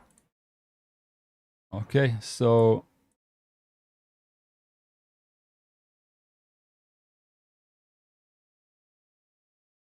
if I can... Yeah, I started the lesson. You're the one who is mentioning keyboard layouts again. It's your fault.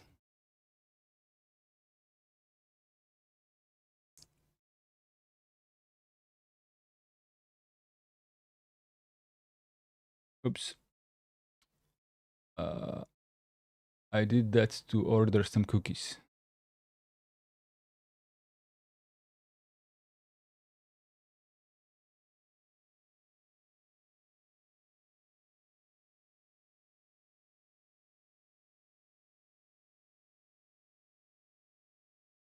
Okie dokie. SEQ equals the same array of numbers in the parentheses, and then... But is that not a bash array? Yes, this is a bash for loop. It says here, alternative format in the syntax of C programming language. It is built in to bash. So this is the same as what we previously did, but written in a different way that is good with working with arrays. Or maybe it could be like closer to what C programmers are used to, however you feel like using it, right? Okay, so this is the number array 4. IDX, a variable, is equal 0, and then we have IDX is less than... Okay, I can't actually read this. Dollar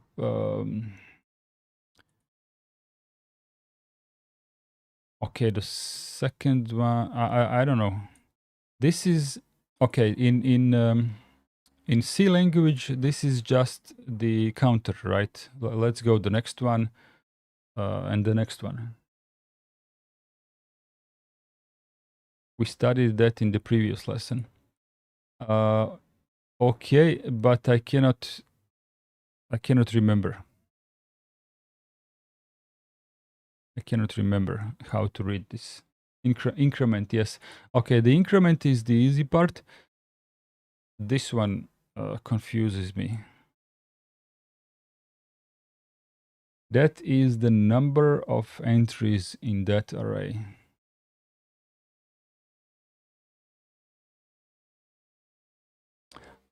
So it will start with 0 and it will spin this amount of times, correct?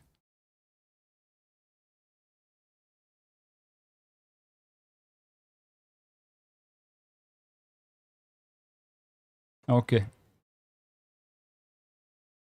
Let's do echo in a new line.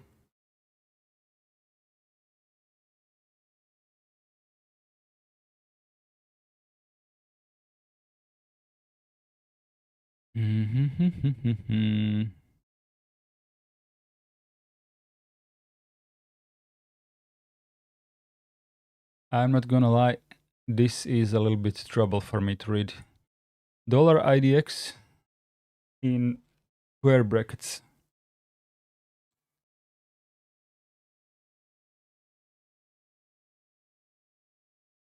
Of the entire array. So this is the first number.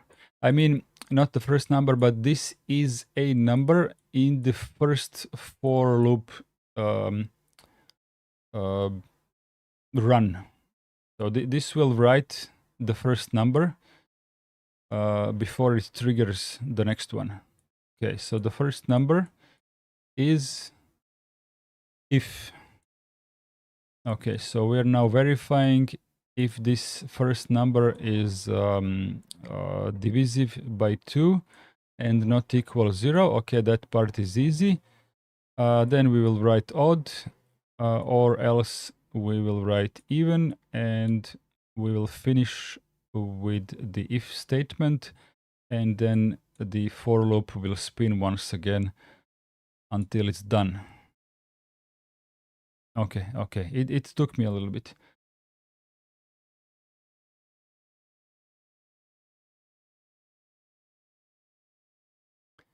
This sample script will generate the exact same output as the previous example. However, instead of using the num variable to store one item at a time, the IDX variable is employed to track the current array index in ascending order, starting from 0 and continuously adding to it while it is under the number of items in the SEQ array. The actual item is retrieved from its array position with this. In the same fashion, the until construct executes a command sequence until a test command, like the test command itself, terminates with a success status. For example, the same loop structure from the previous example can be implemented with the until as follows. Okay, so we have our array of numbers here. IDX is once again set to 0 initially until IDX equals the how many positions, how many numbers do we have? Okay, do echo your first number is if. Okay, check if it's odd, then it's odd. If it's even, then it's even.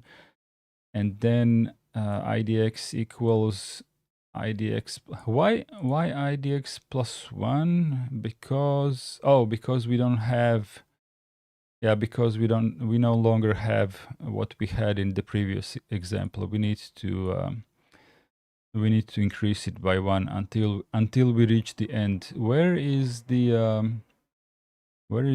until? Until is here. Okay. So this entire command, this entire structure starts with until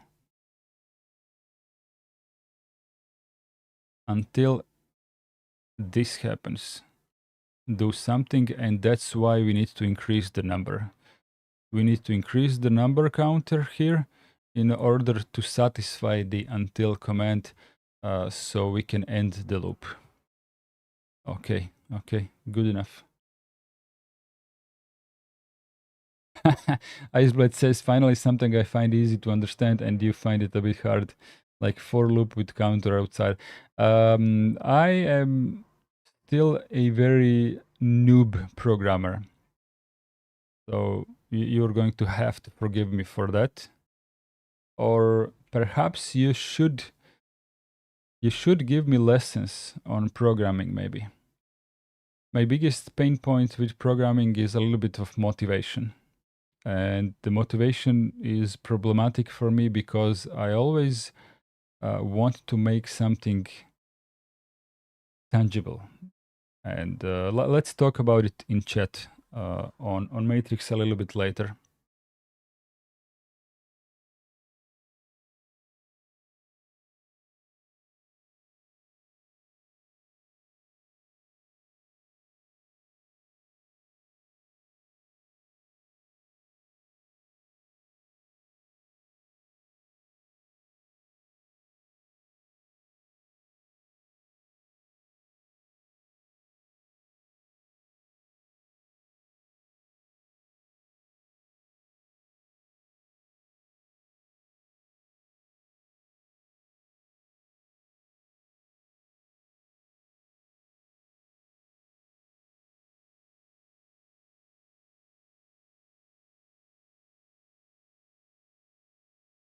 Iceblade, I'm reading your message on Matrix, and I think you guessed.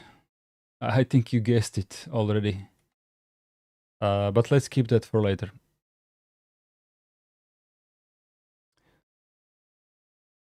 Are we here? I think we are. Until construct may require more instructions than for constructs, but it can be more suitable to non-numerical stop criteria provided by test expressions or any other command.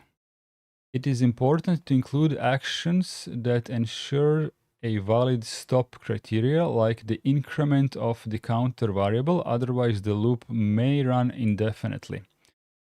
The instruction while is similar to the instruction until, but while keeps repeating the set of commands if the test command terminates with status success. Therefore, the instruction until from the previous example is equivalent to while, as the loop should repeat while the array index is less than the total of items in the array.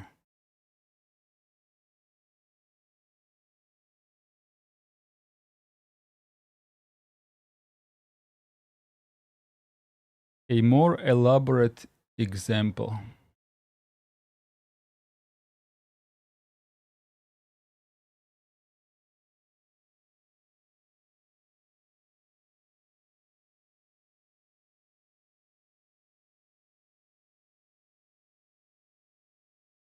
Sorry, I was just typing another note for myself for later. I have some opinions on this. Imagine a user wants to periodically sync a collection of their files and directories with another storage device mounted at an arbitrary mount point in the file system. And the full featured backup system is considered an overkill.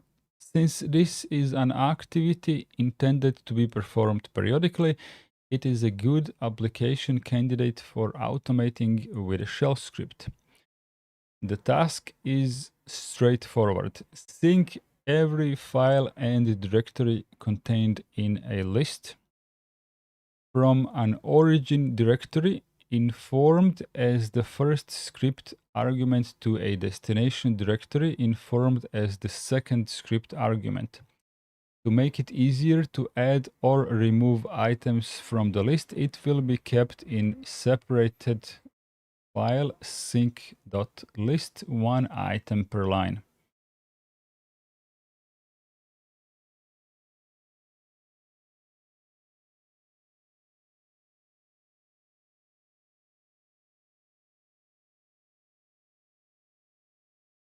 I am wondering if what Rootlex wrote has survived. $array.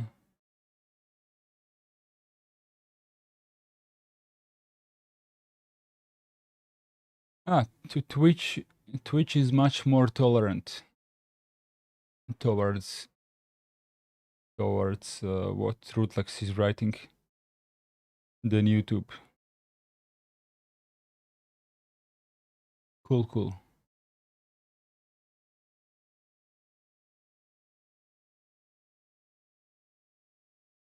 Okay, so we have created a sync list, and inside this file we are writing the list of stuff that we need to sync. So documents, to do, work, family, album, .config, .ssh, .batch profile, .vim.rc.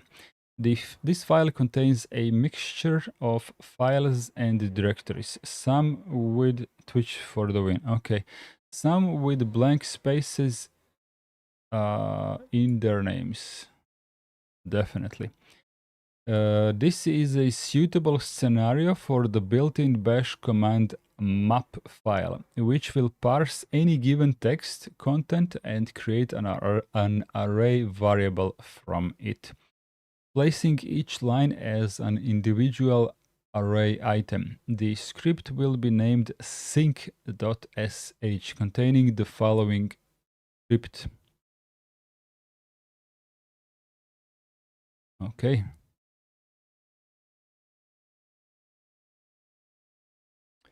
I think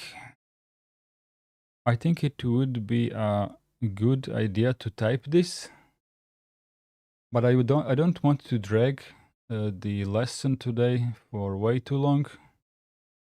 So maybe let's just maybe instead we'll just read it out loud.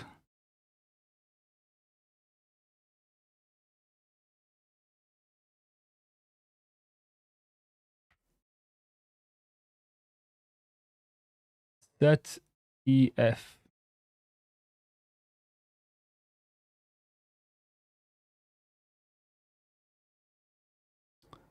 Okay, exit immediately if a command exits with a non-zero status. You would skip it entirely.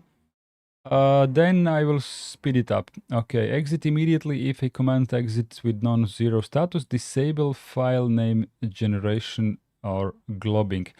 I think it's a good thing to read it out loud at least.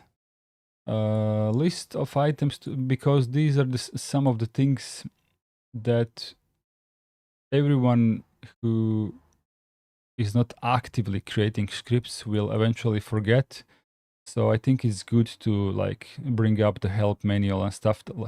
It enters the back of the mind, if you know what I mean. Like there was this thing that would do this. I remember it being somewhere on that lesson. Let me remind myself.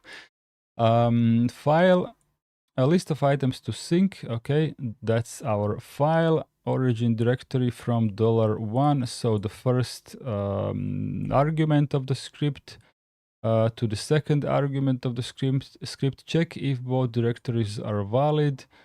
Directory, directory, okay, we have checked the validity of directories. Then usage, $0 source directory to destination directory, and then exit one. $0 is, I don't remember what that is.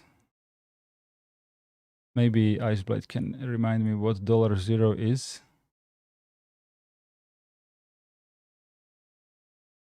Like say would add dash u on that one. What is the dash u?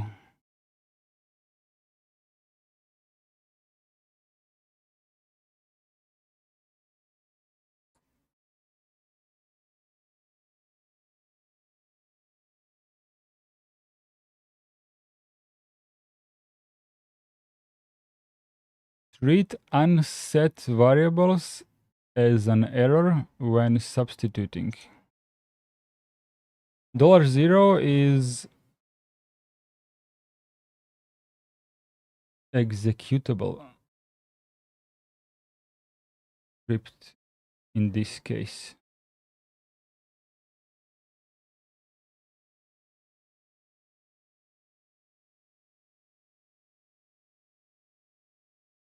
Ah, okay, okay.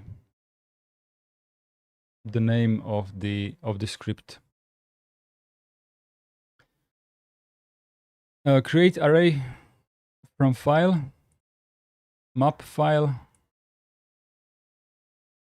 from the file contents, sync items, for loop. Let's go through everything. Do echo from list. I have no clue what that is. To list rsync. Rsync. Okay. I thought they're going to do it completely manually, and I was searching for the recursive.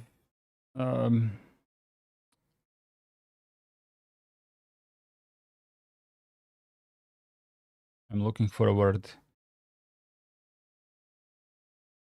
Never mind. Now I understand why Alexei said that he would skip it, because I really didn't think they would use rsync. I thought that they would do everything manually. So this is. I'm pretty sure rsync can do everything here without. Well, maybe not everything here, because you do need to make a list. I mean, in this case, you want to make a list. What you are syncing.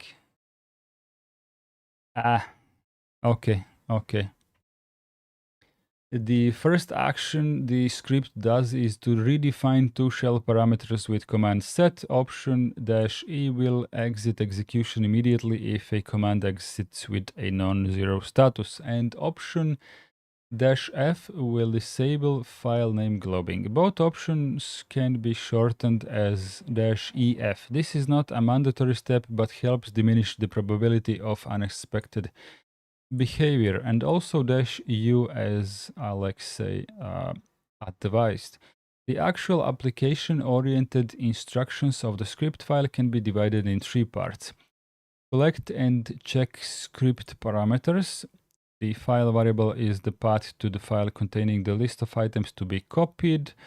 Variables from and to are the origin and destination paths respectively. Since these last two parameters are user provided, they go through a simple validation test performed by the if construct. If any of the two is not a valid directory assessed by the test a square bracket thingy, the script will show a brief help message and then terminate with the exit status of not successful. Load list of files and directories. After all the parameters are defined, an array containing the list of items to be copied is created with the command map file -t list less than $file. Option -t of map file will remove the trailing new line character from each line before including it in the array variable name list. The contents of the file indicated by variable file tilde. Okay, sorry. In the home directory, the file is read via input redirection over here. Perform the copy and inform the user. A for loop using double parentheses notation traverses the array of items with the idx variable keeping track of the index increment. The echo command will inform the user of each item being copied, and the escaped Unicode character for the right arrow character is present in the output message. So the -e option of the command echo must be used. Okay, so that's what confused me. I knew that this was some kind of a special character, but I had no clue which one. So it's the right arrow. Command rsync will selectively copy only the modified file pieces from the origin. Thus, its use is recommended for such tasks. Well, obviously. rsync options Q and A considered will inhibit rsync message and activate the archive mode, where all file properties are preserved. Option delete will make rsync delete an item in the destination does not exist in the origin anymore, so it should be used with care. Assuming all the items in the list exist in the home directory of user and the destination directory points to a mounted external storage device, the command will generate the following output. Okay, this one synced. Okay. Is there any errors here? Looks like no errors. The example also assumes the script is executed by root or by user kernel, as most of the files would be unreadable by other users. If script is not inside a directory listed in the path environment variable, then it should be specified with its full path. Okay, so this is pretty obvious. You all know what an empty page means. You don't know what rsync is. Rsync is a fantastic tool that a lot of users, a lot of scripts use for basically syncing files. It is very, very frequently used for creating backups, backup mechanisms. You can, in the most simplistic way possible, you can compare it with the cp command, copy command. So rsync will copy stuff, but it is really, really advanced. And while copy can just copy, rsync can verify a lot of stuff, like a lot of stuff. And it's really designed for, I don't have a better term than what the name implies on its own. So it's optimized for sync or synchronization. You know, it's really, really good for backups. So like the most simple way of using rsync without any bash scripting would be to tell rsync, please sync this folder to this destination, and you can put some parameters to tell rsync to delete files in the destination. You know, not just copy. For example, in your source directory, you have 3 files, and in your destination directory, you have nothing. And this is the first time that you are using rsync. And from today, onwards, rsync is being regularly run by your cron tab, and it will copy your 3 files into the destination folder and it will be executed by cron tab maybe once per day. So that's your daily backup. Daily backup, it will copy your 3 files in the destination. Tomorrow, you will generate a 4th file in your source directory where you're actively working. And when the time comes for the rsync script to execute, rsync script will sync all of the files into the destination. This is very simplistic way of explaining, but this is what it does. On some other day, you will delete one of the original 3 files. And once again, you have 3 files, the first one, the third one, and the 4th one. And when the time comes for rsync to sync, it will once again sync if it is different on the destination. It will sync these files and it will notice, okay, this file is no longer here. I should delete it in the destination. So it's not just copying, but it's also deleting as a part of the sync process. But you need to tell rsync that you want it to delete files if they're missing in the source destination.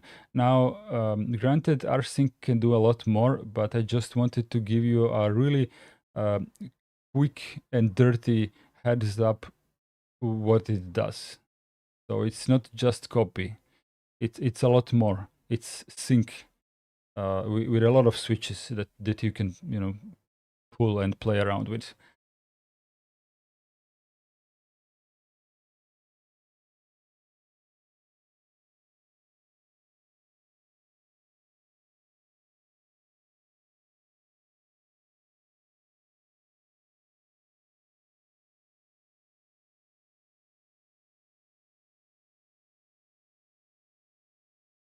Rutlex says -u is always useful because if you make a typo in variable name, bash won't care and substitute empty value, which may lead to bad things. Imagine rm-r documents and variable. So Iceblazed is asking, so most people use rsync like auto backup. I mean, yes, if you need a backup tool and you search on your search engine like backup tool for Linux, and you will get some results, and you will choose some backup tool and you will download it, install it. There is a solid chance that the backup tool which you have downloaded actually uses rsync in the background without you even realizing that it is doing that.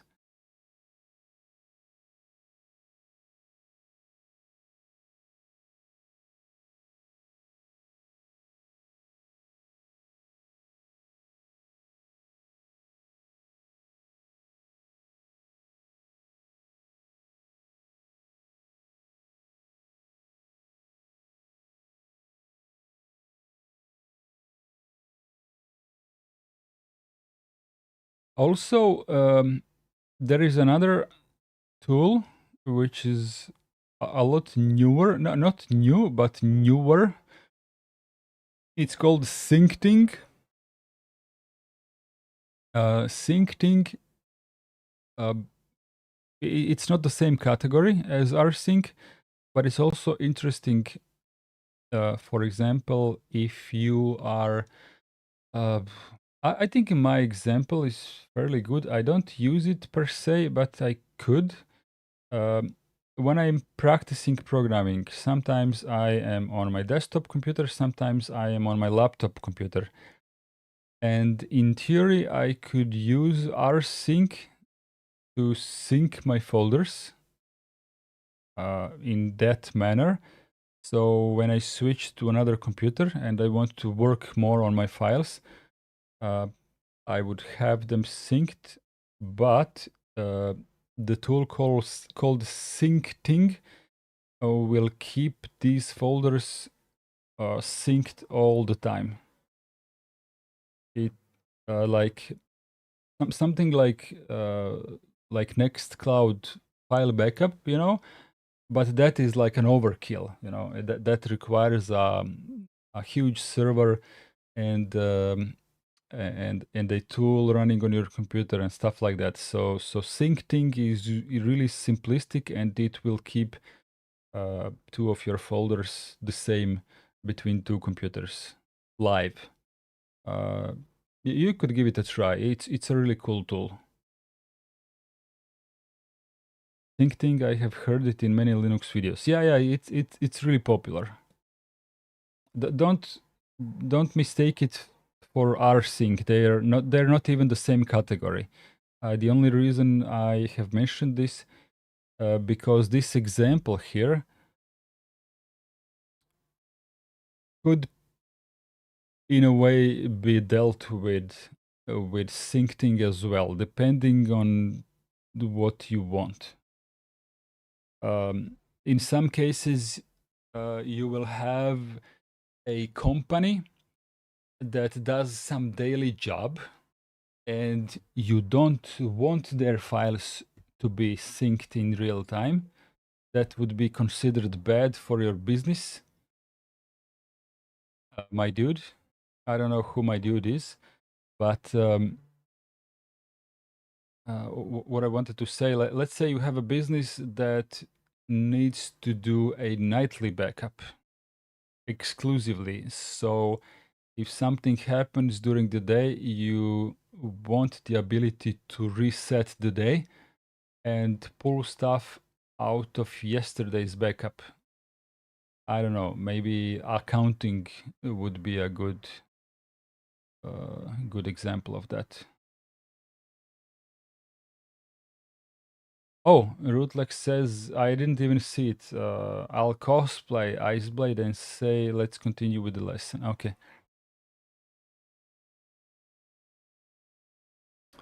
So, how... I already told you that this is next. When I asked you, are you aware what empty page means? So that's why I stopped, because I knew that we are finished. How could command how could command test be used to verify if the file path stored in the variable from is newer than a file whose path is stored in the variable to?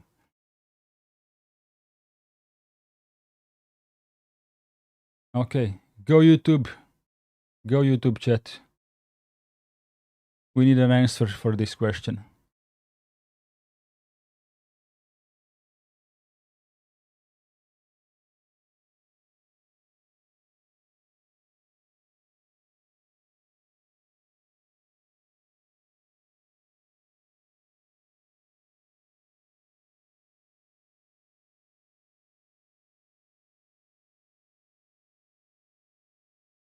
Iceblade, you can do better. Don't skip characters. If you skip, you can skip characters with me because I'm human, but you can't skip characters with bash. Bash will just tell you invalid command.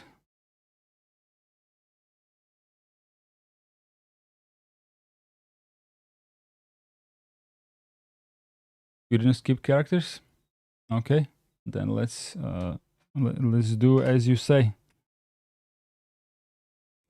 How could command test be used to verify if the file path stored in the variable from is newer than file whose path is stored in the variable to?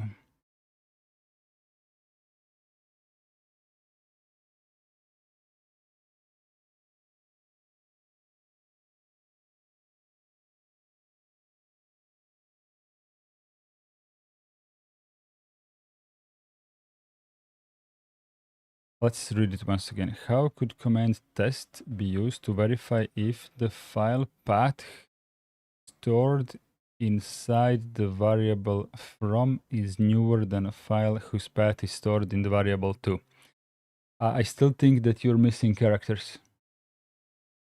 No. I didn't mean square brackets. Square brackets are used instead of the test command.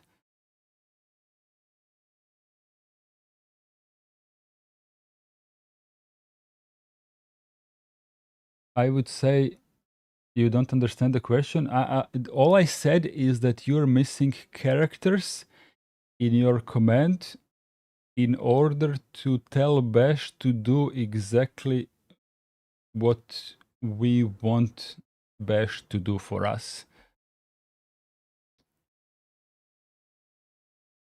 What I'm saying is that when you talk to me and you make typos, I as human can sometimes understand your typos because I have intelligence. But bash doesn't have intelligence, so bash cannot assume what you meant unless you tell bash exactly what you want. So once again, how can the test command be used to verify if the file well, I'm saying use the correct bash grammar. I'm saying that you're mistaken with your command. It's not accurate.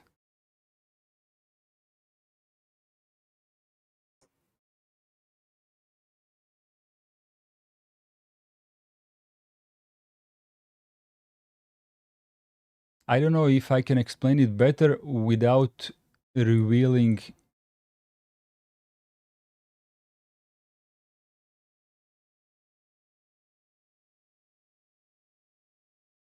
Okay. Rootlex came up with a good hint.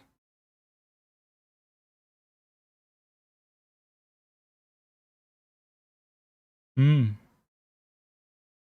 Uh, Rootlex legit gave you a lot better hint than I would manage to come up with, short of giving you the final answer.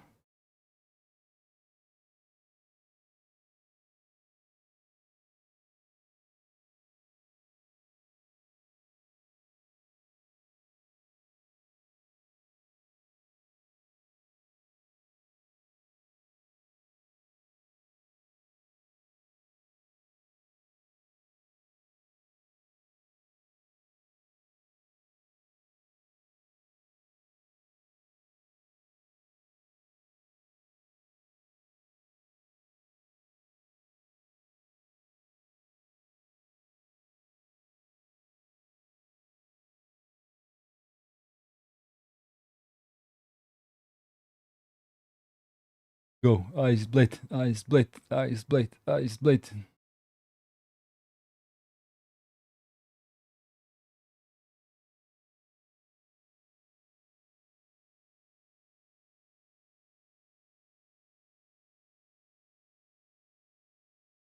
You may be better at programming than I am, but okay, okay.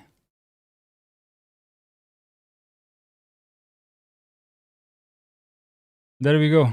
Next lesson, the next exercise. The following script should print a number sequence from 0 to 9, but instead it indefinitely prints 0. What should be done in order to get the expected output of printing numbers from 0 to 9?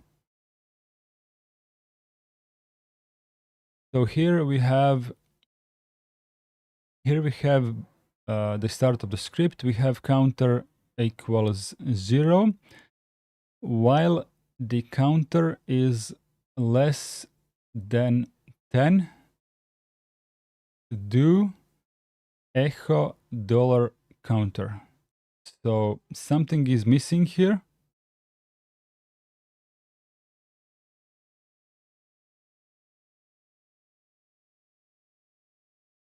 We need to print. Okay, so while you guys are thinking on YouTube chat, I'm going to talk about it. Okay, so here is the counter set to 0, right? And then here we have a while loop, which says that as long as this variable counter is less than 10, do echo the contents of the counter variable. And the result is 0, 0, 0, 0, 0. Okay. You are both correct. So Golga Katani says counter equals dollar counter plus 1 in the parentheses. Why do we have two parentheses on the left side and one parenthesis on the right side? That confuses me. Iceblade says under the echo inside the while loop.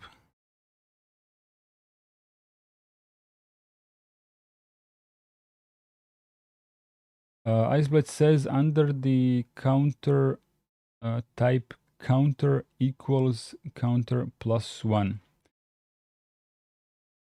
Now, you're definitely both correct that we need to increase the counter. But I don't dare saying which syntax is correct without testing it first.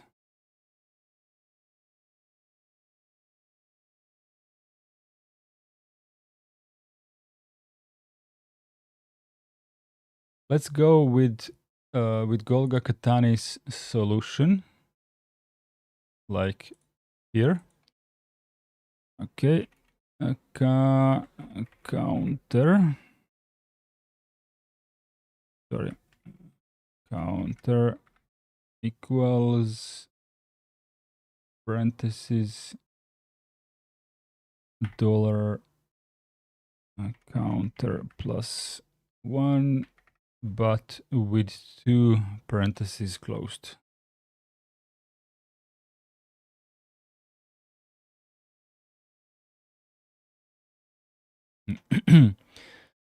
Suppose a user wrote a script. I made a mistake. Dollar has to be in front of.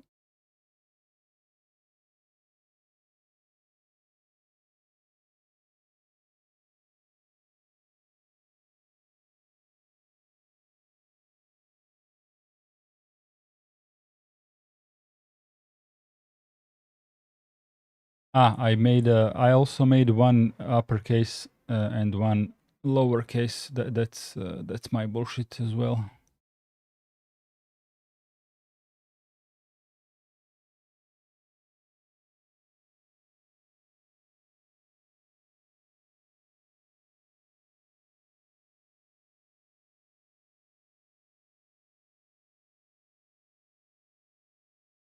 Okay, so where does the dollar sign go? Outside of the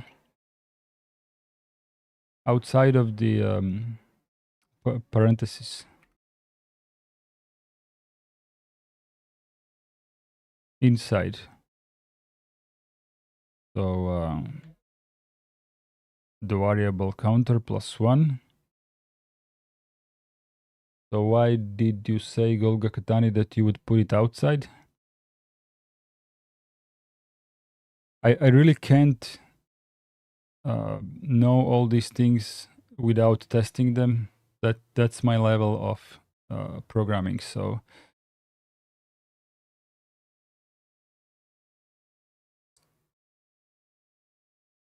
okay. Suppose a user wrote a script that requires a sorted list of usernames.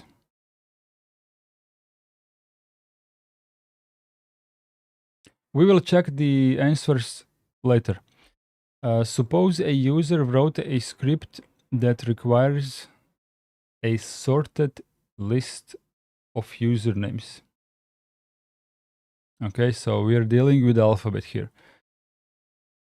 The resulting sorted list is presented as the following on his computer.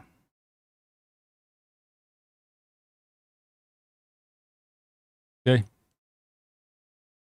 However, the same list is sorted as the following on his colleague's computer. What could explain the differences between the two sorted lists?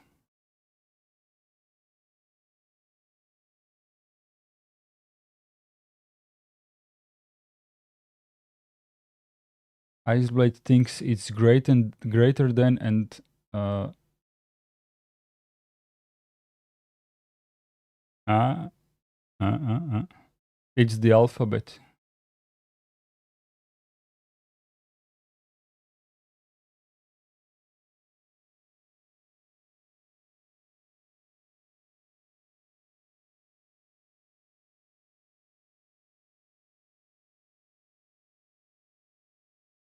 Now, while I don't remember the exact syntax, first is case insensitive, yeah, but why?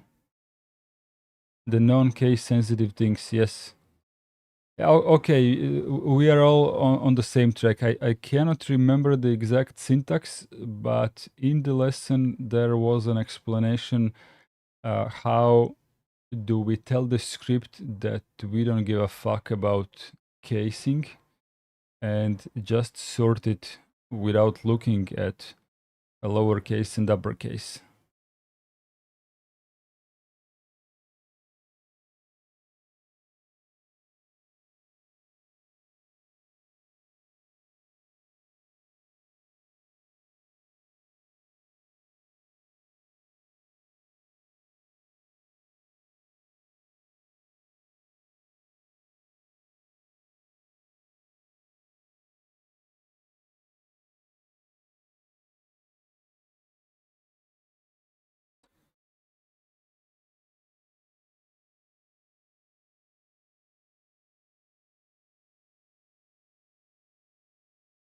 Check this out.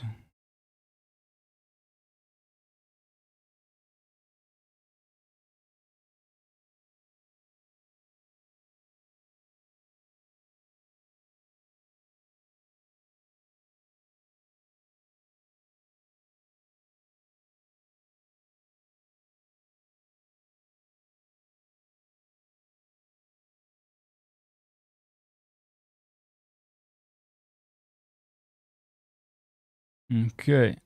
These are very easy, but as usual, I'm gonna push it towards forum for that. Summary. I said 2 hours, and we are 20 minutes ahead of that. Answers to guided exercises. Okay, how could command test be used to verify the file path stored from oh look, we fucked it up. We needed quotes. We needed quotes, Iceblade, to to make it properly. But there is a very good chance that if you would actually do that in a script, eventually you will you would be told that your script has a bug, and then you would add quotes. The following script should print a number. La la la la. Okay, so the counter variable should be incremented, with which could be done with the arithmetic expression counter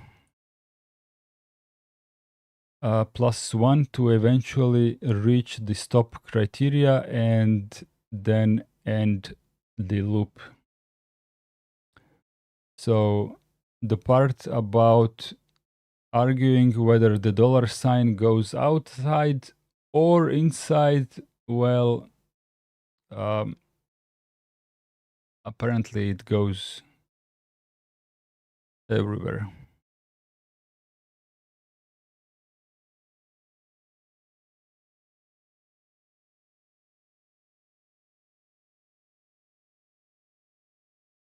What could explain the differences between the two sorted lists, the sorting is based on the current system's locale to avoid the inconsistencies. Sorting tasks should be performed with the lang environment variable set to C. Which is something that Golga Katani actually said, but I was really sure that it is the case insensitive thing.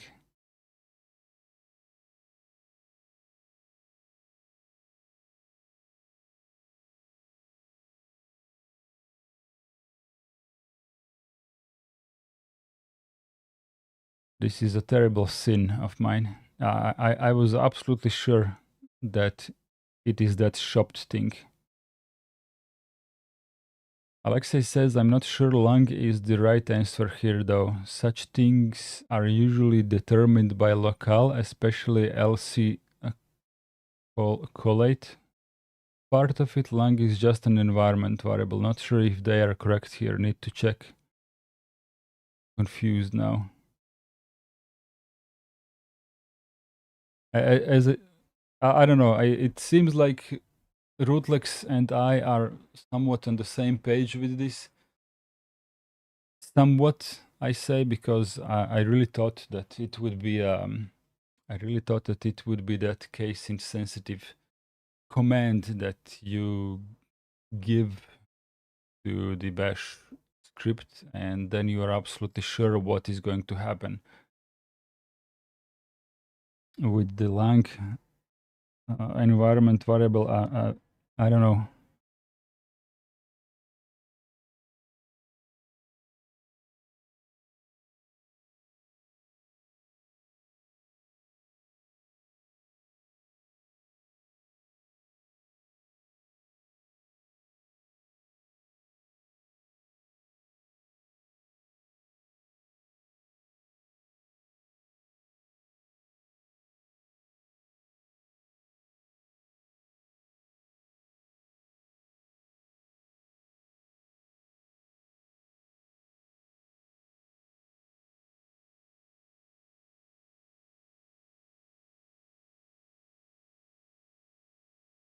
Anyway, we are done.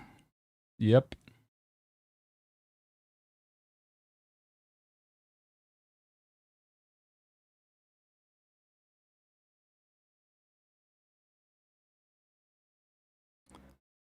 I have a question for those who spend some time with me playing video games on live stream.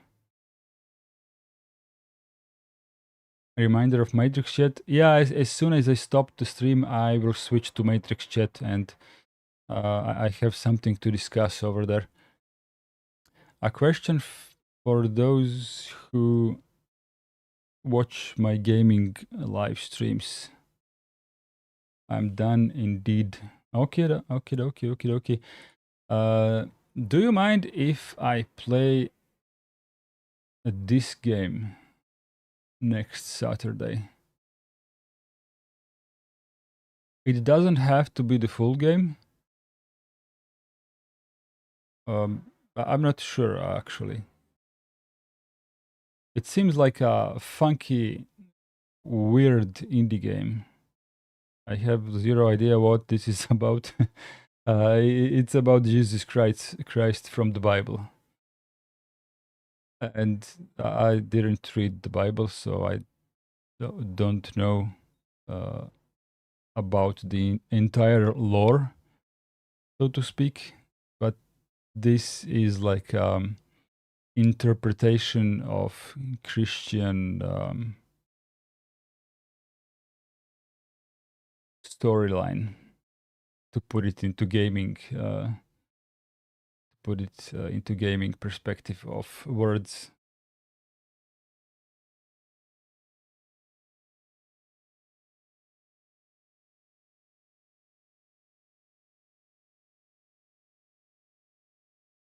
Can we fly in this game? I don't know.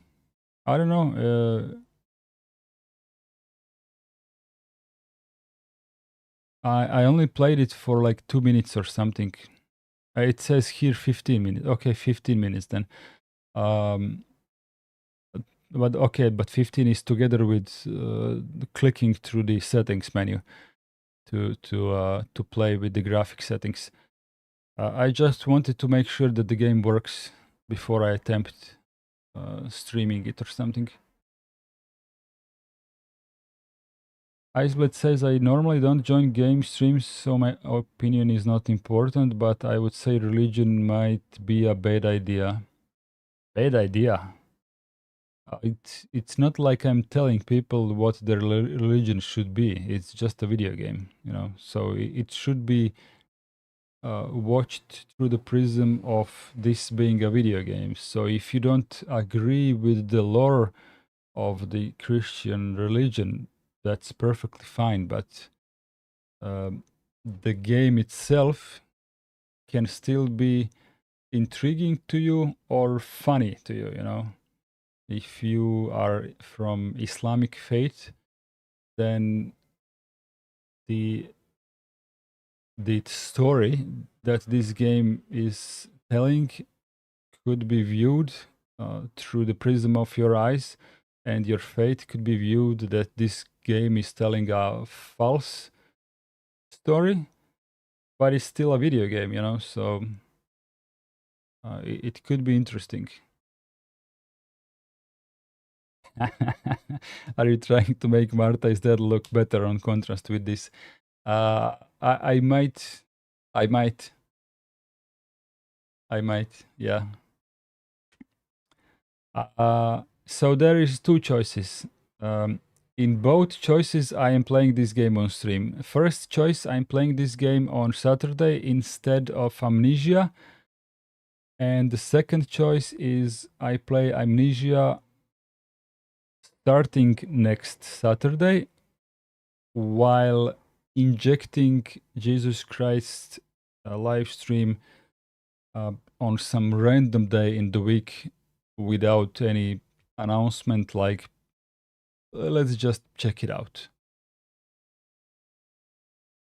That's the two options. I'm playing this on stream.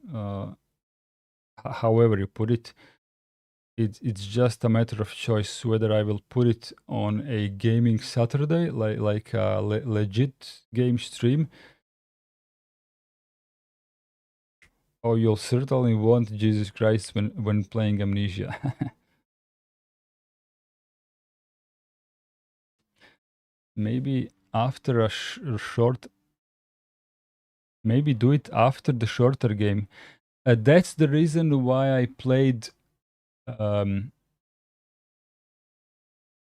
Marta is Dead yesterday. That was a short game. I finished it in one sitting yesterday. The entire game last night. So that was the precursor to Amnesia, actually. Let me check how long is Jesus. How long to beat I am Jesus Christ.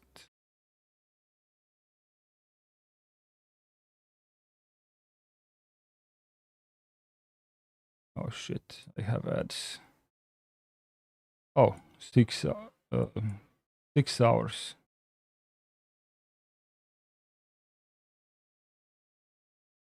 In theory,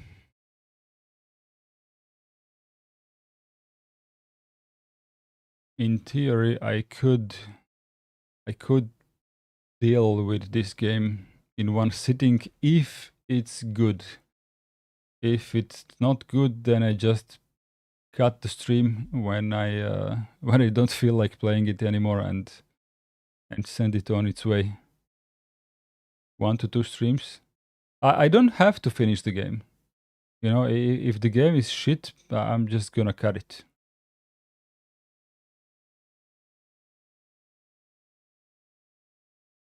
If it's any less than 40 years, I'm not interested. Okay. Okay, another question since we are still live streaming.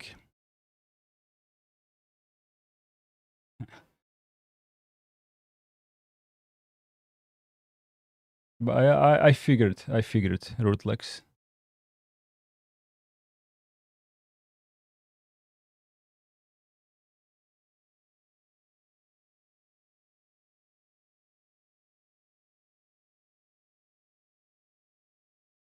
Ah, that picture stayed.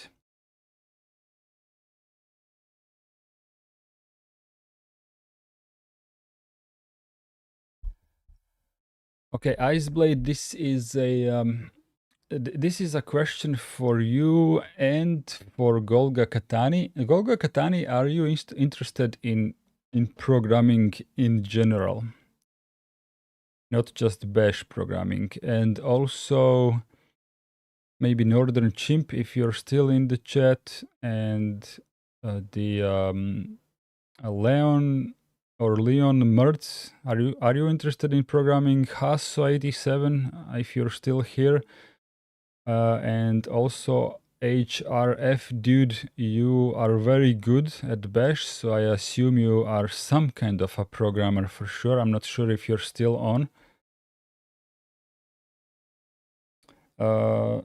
If it's not too cringe, yeah.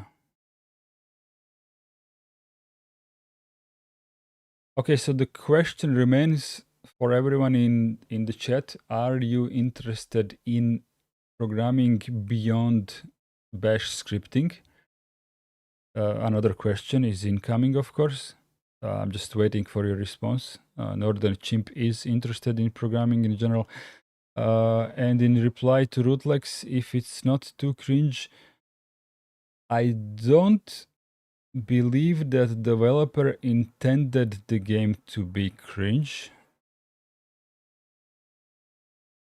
But depending on your view, it could be more or less cringe because these kinds of religious topics are sometimes mocked, you know.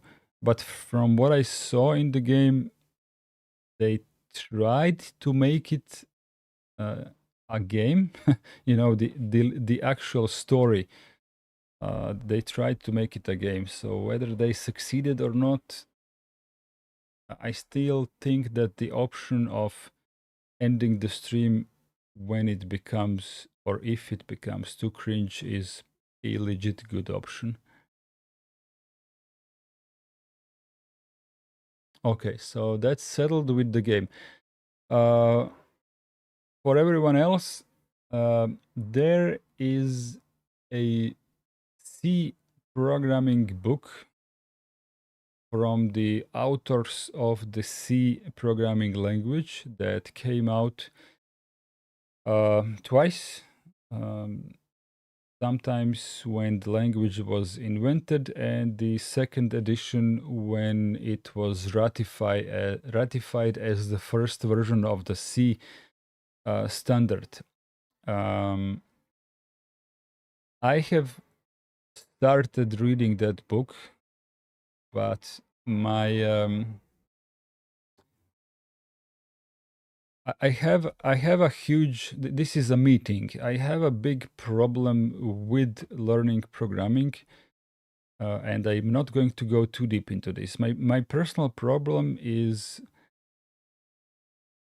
a type of concentration, and it's not like I cannot concentrate on reading the manual and the book and doing what the book says. My problem is another kind of concentration, and that is that I always try to.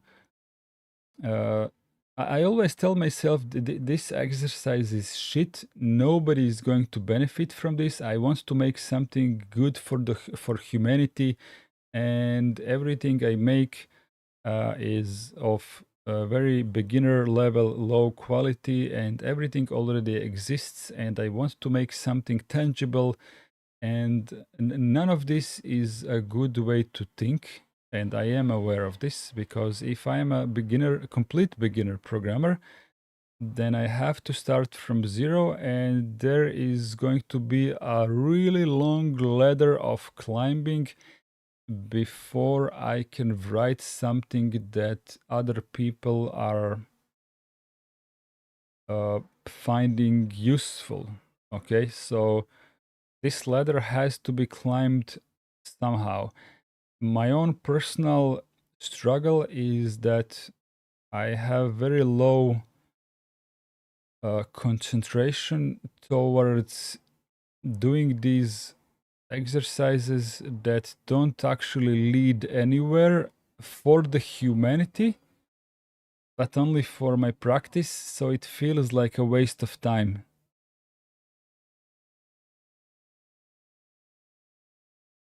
Yeah. So I'm gonna expose one of you guys here. One of you guys in this chat asked me, "Why don't you make a live? Have you ever went to a gym?" Yeah, I tried. I tried, and I didn't succeed in making muscles in one go, so I quit.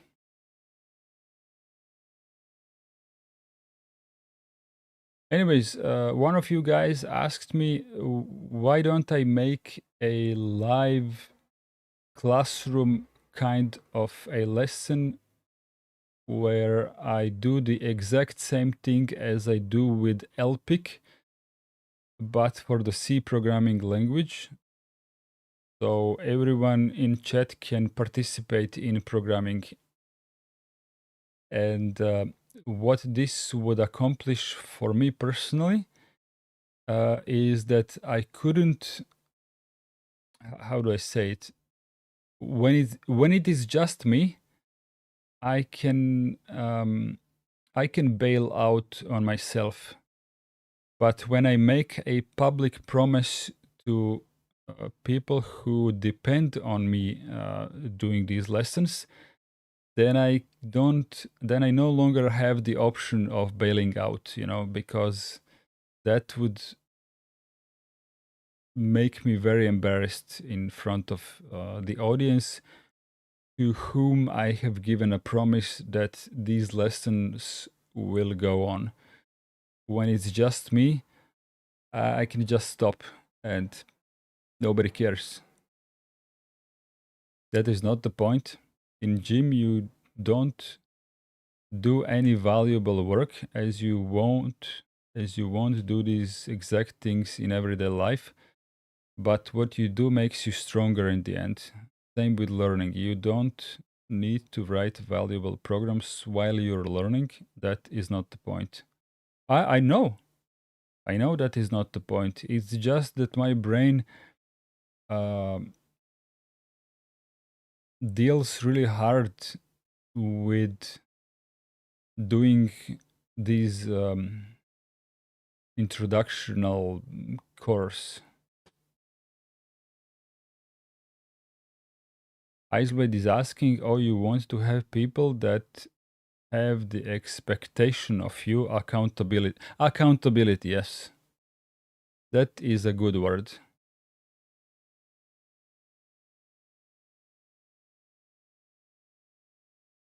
Um,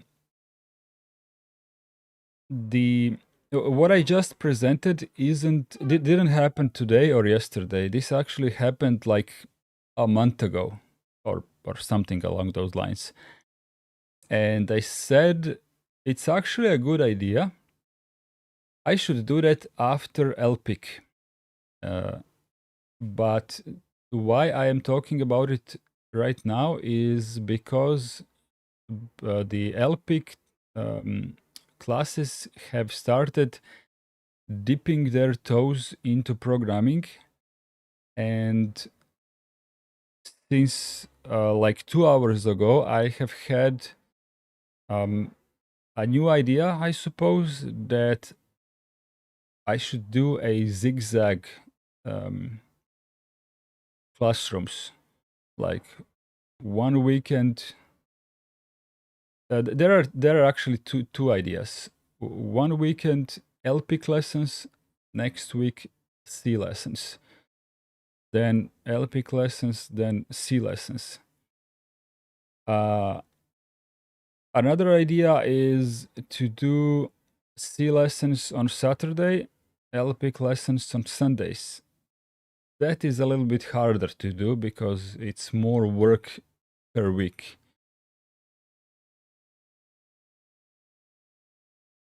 This basically is programming, but without explaining the basics. Yeah, exactly.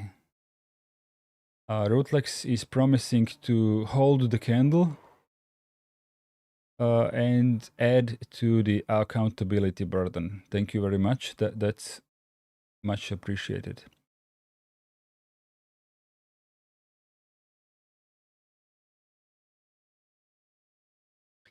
It doesn't really matter to me how many people will come to these live streams as long as someone cares about me doing this. If it's just Iceblade and Rootlex, then already I have higher than 0 accountability on my shoulders. And that is already good enough. And I will give something to you, maybe not to Rootlex, but definitely to Iceblade, because I don't think that Iceblade is nowhere near Rootlex level of programming knowledge. So I think already what Iceblade knows about programming can be useful for me. So it would be more like peer learning. Have you heard of the term peer learning?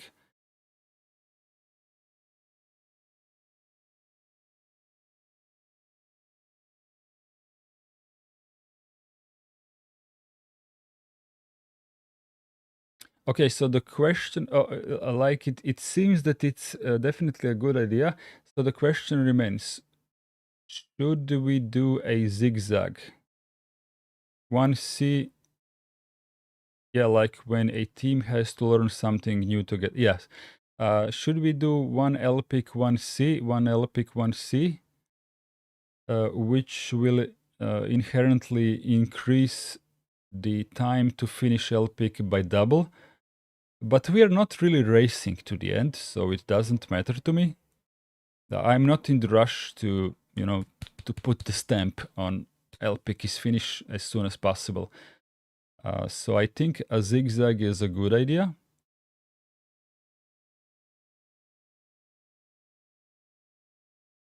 I think switching makes sense, but we are not in a hurry to finish.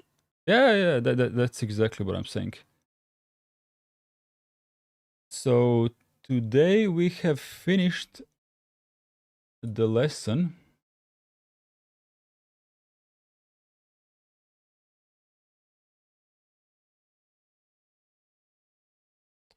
We did finish 105.2 lesson 2 out of 2 lessons in total in the 105.2, right? So the next one is 106,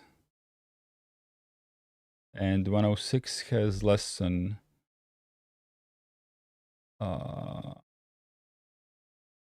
I will check it out offline. But we definitely closed one. We definitely closed one chapter today.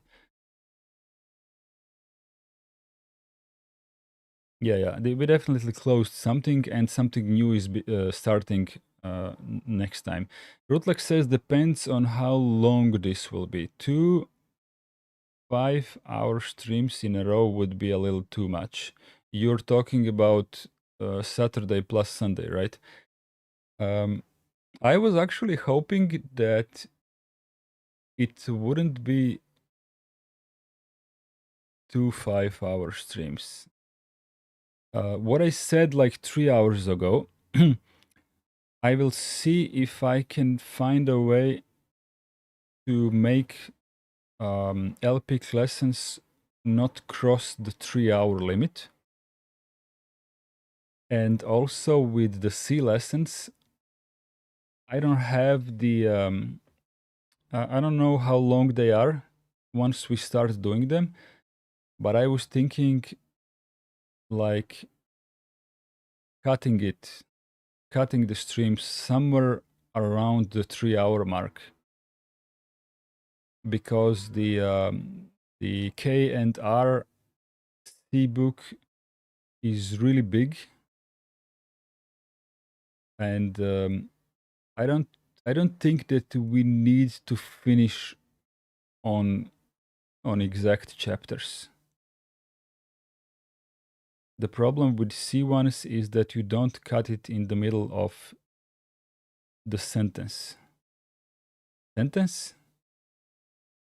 You mean chapter?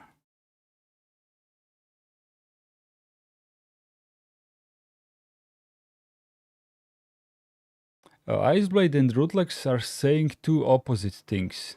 Iceblade thinks you can cut it whenever you want, and Rootlex says you can't cut it whenever you want.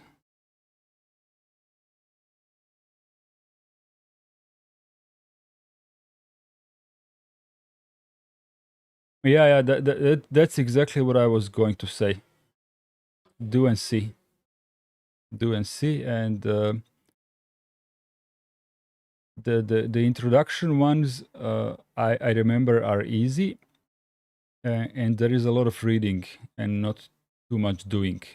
So those are easy to see where they will end. But when the real thing starts happening, then we will get to the do and see.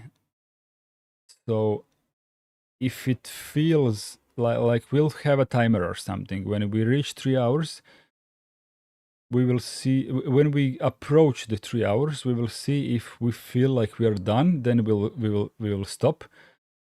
If we feel like we are far from finished, then we will finish it. That's the do and see. Like, we will finish it and see. Oh fuck, we did it like 5 hours, and then we will reevaluate.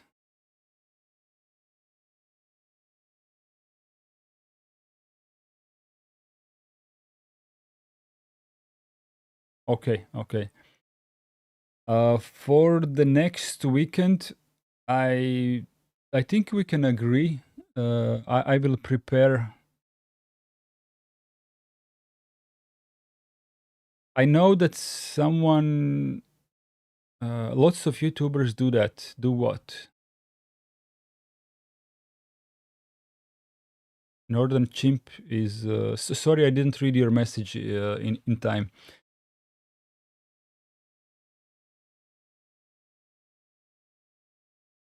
I think it's a good idea to do the K and R book. I know there is plenty of C books, and there is plenty of reasons why this book is better than this book. But I don't. If you're a gamer, you will understand me. I don't want to min max this learning. I just want to learn. You know, if you are someone with existing knowledge, you are absolutely welcome to join the stream and add to the collective knowledge.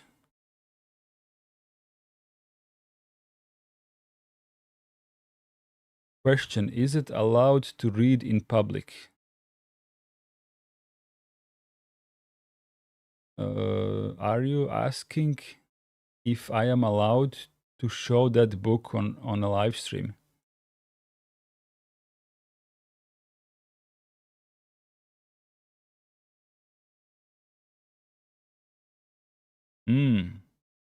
That is a good question. That is a good question.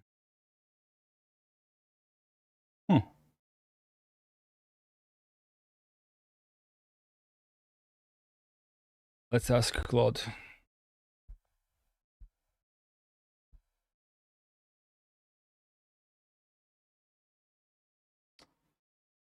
Works Band on Twitch.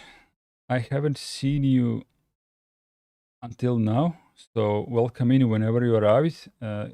You say fair use.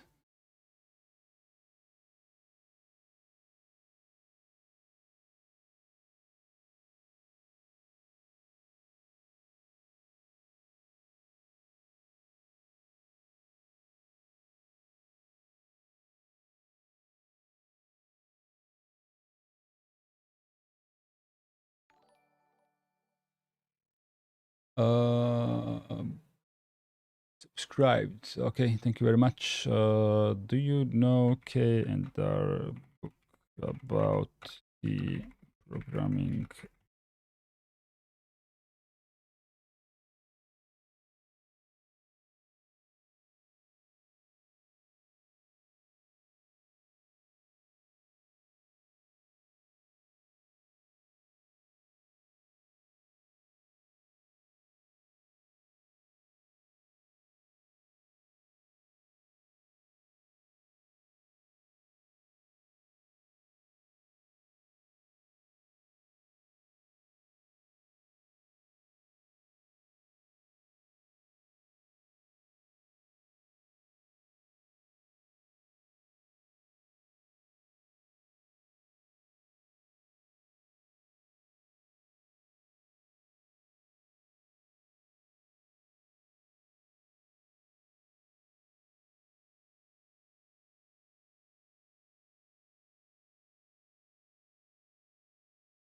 Let's let's force it to max effort.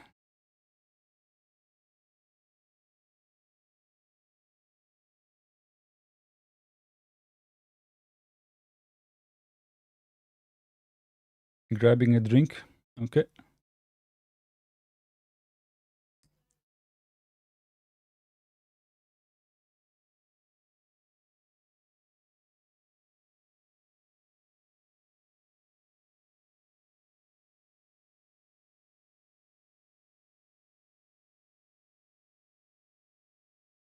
It's always chewing for a long time when I put it to max effort. And it uses a whole lot of tokens for for Opus model. And it overthinks a lot, which is what I want right now.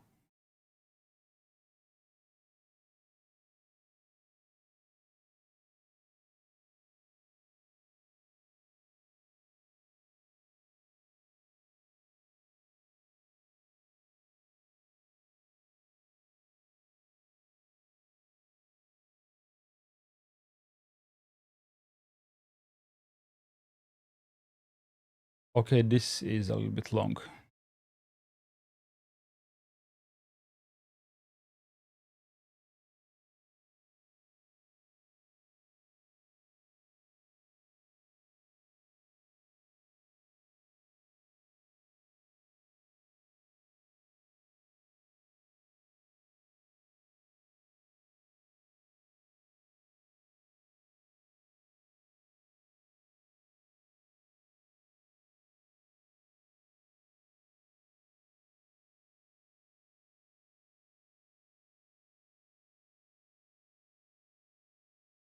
And it's firmly under copyright. Person holds the right. Kernigan is still alive. Richie died. Iceblood, we are just reading the results. It won't enter public domain. The important correction first, because the framing matters. Fair use is a US doctrine and you're in Croatia. It has a closed list of specific exceptions. The one that's relevant here is the quotation. But this is reading Croatian law. I don't care about Croatian law.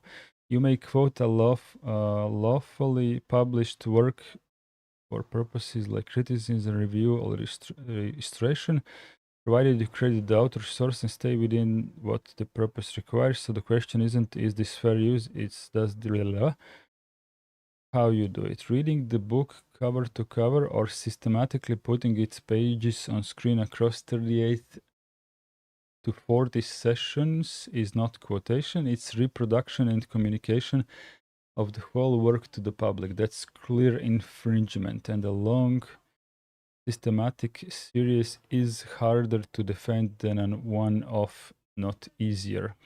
But here's the part that frees you up. Copyright protects expression, not ideas, facts, or methods. The C language, the concept, the algorithms, the order, a topic builds on the previous one. None of that is their property. That's mine.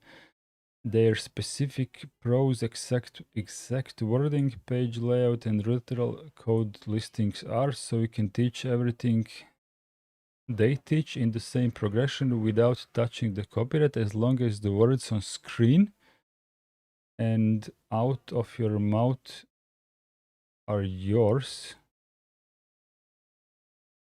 and the code you type is yours. Concretely, don't display book pages. Use the book as your private reference and lesson plan. Explain each concept in your own words. Write your own example programs. Don't transcribe their listings. You can make the same point with your own code, and it's better teaching anyway. For exercises, pose problems in the spirit rather than reading their prompts verbatim. The solutions you write are yours regardless. A brief quoted sentence credited to discuss or critique the specific passage is exactly what exception is for. Reading paragraph is not. Separating from the law, there is platform enforcement, which usually bites. Yeah, that's what I'm interested in. Under article something directive, YouTube and Twitch. We should find a free book. YouTube and Twitch are more liable for infringing uploads and filter more aggressively than country laws are. Pearson actively issues takedowns. Now, this is important. This is about YouTube and not about country laws. A copyright strike needs only a claim and your content is down. And strikes can take a channel down while you're still arguing the merits. So even a defensible use can cost you something. One option that fits how you work, in if part of the appeal is having a text to anchor the series, Modern C by Jens Gusted is released under a Creative Commons license. It's freely and legally distributable and is more current than K and R. You could put that one on screen all you like. K and R is the canonical, historically important text. Richie literally co-wrote it. So I get wanting it specifically, but the real goal is teaching Modern C with shareable materials. Modern C removes the legal problem entirely. Usual caveat. I'm not a lawyer and this isn't a legal advice.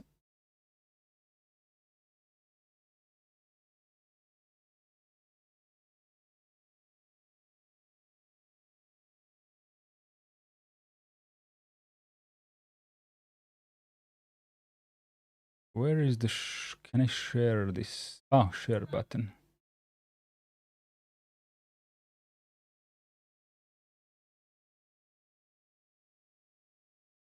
Copy the link.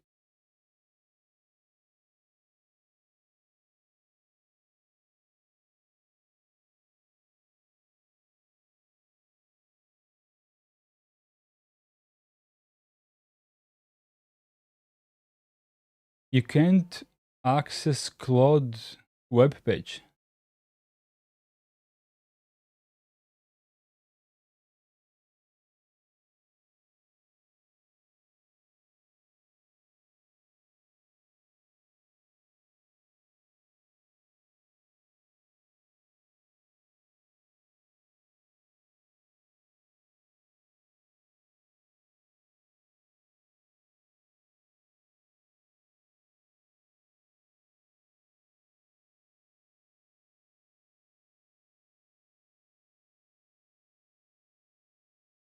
Okay, I pasted it on Matrix general chat. It's a little bit long-ish, but perfectly readable. The book Modern C by Jens. I don't know that book, but we are going to find out.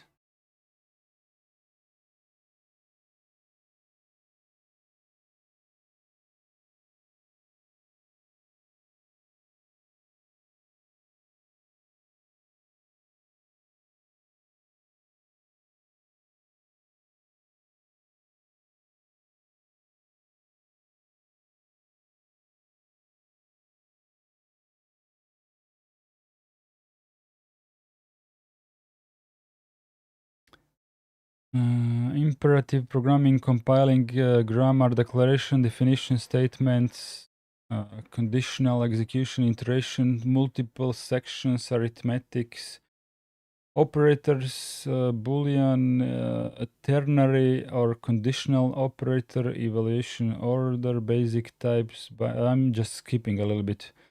Arrays, pointer structures, functions, recursion, strings, time, runtime, environment settings, program termination, formatting, naming, interface implementation, function pointers, uniform pointers, explicit conversions, alignment. It seems like it covers quite a lot. Može. From a helicopter view, it seems good. It says here copyrighted material. Northern chimp, that is fine by me.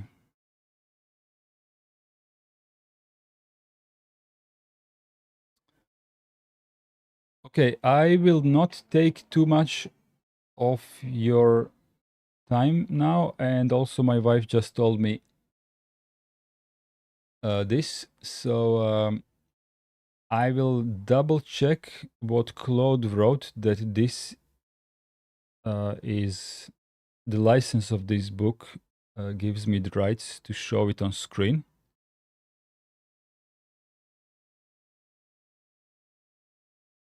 So if that's true, I will check out how the book feels for reading, and we will adapt to each other as we go, and we can discuss this on Matrix. Maybe I will put up a topic on the forum as well, so more people can join in, as it's a public discussion, right? So we could start an internal discussion on Matrix, and maybe I will then move it to the forum to announce something where possibly others will join.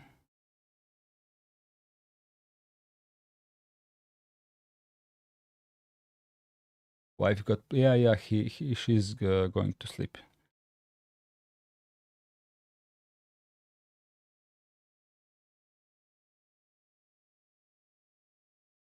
Okie dokie.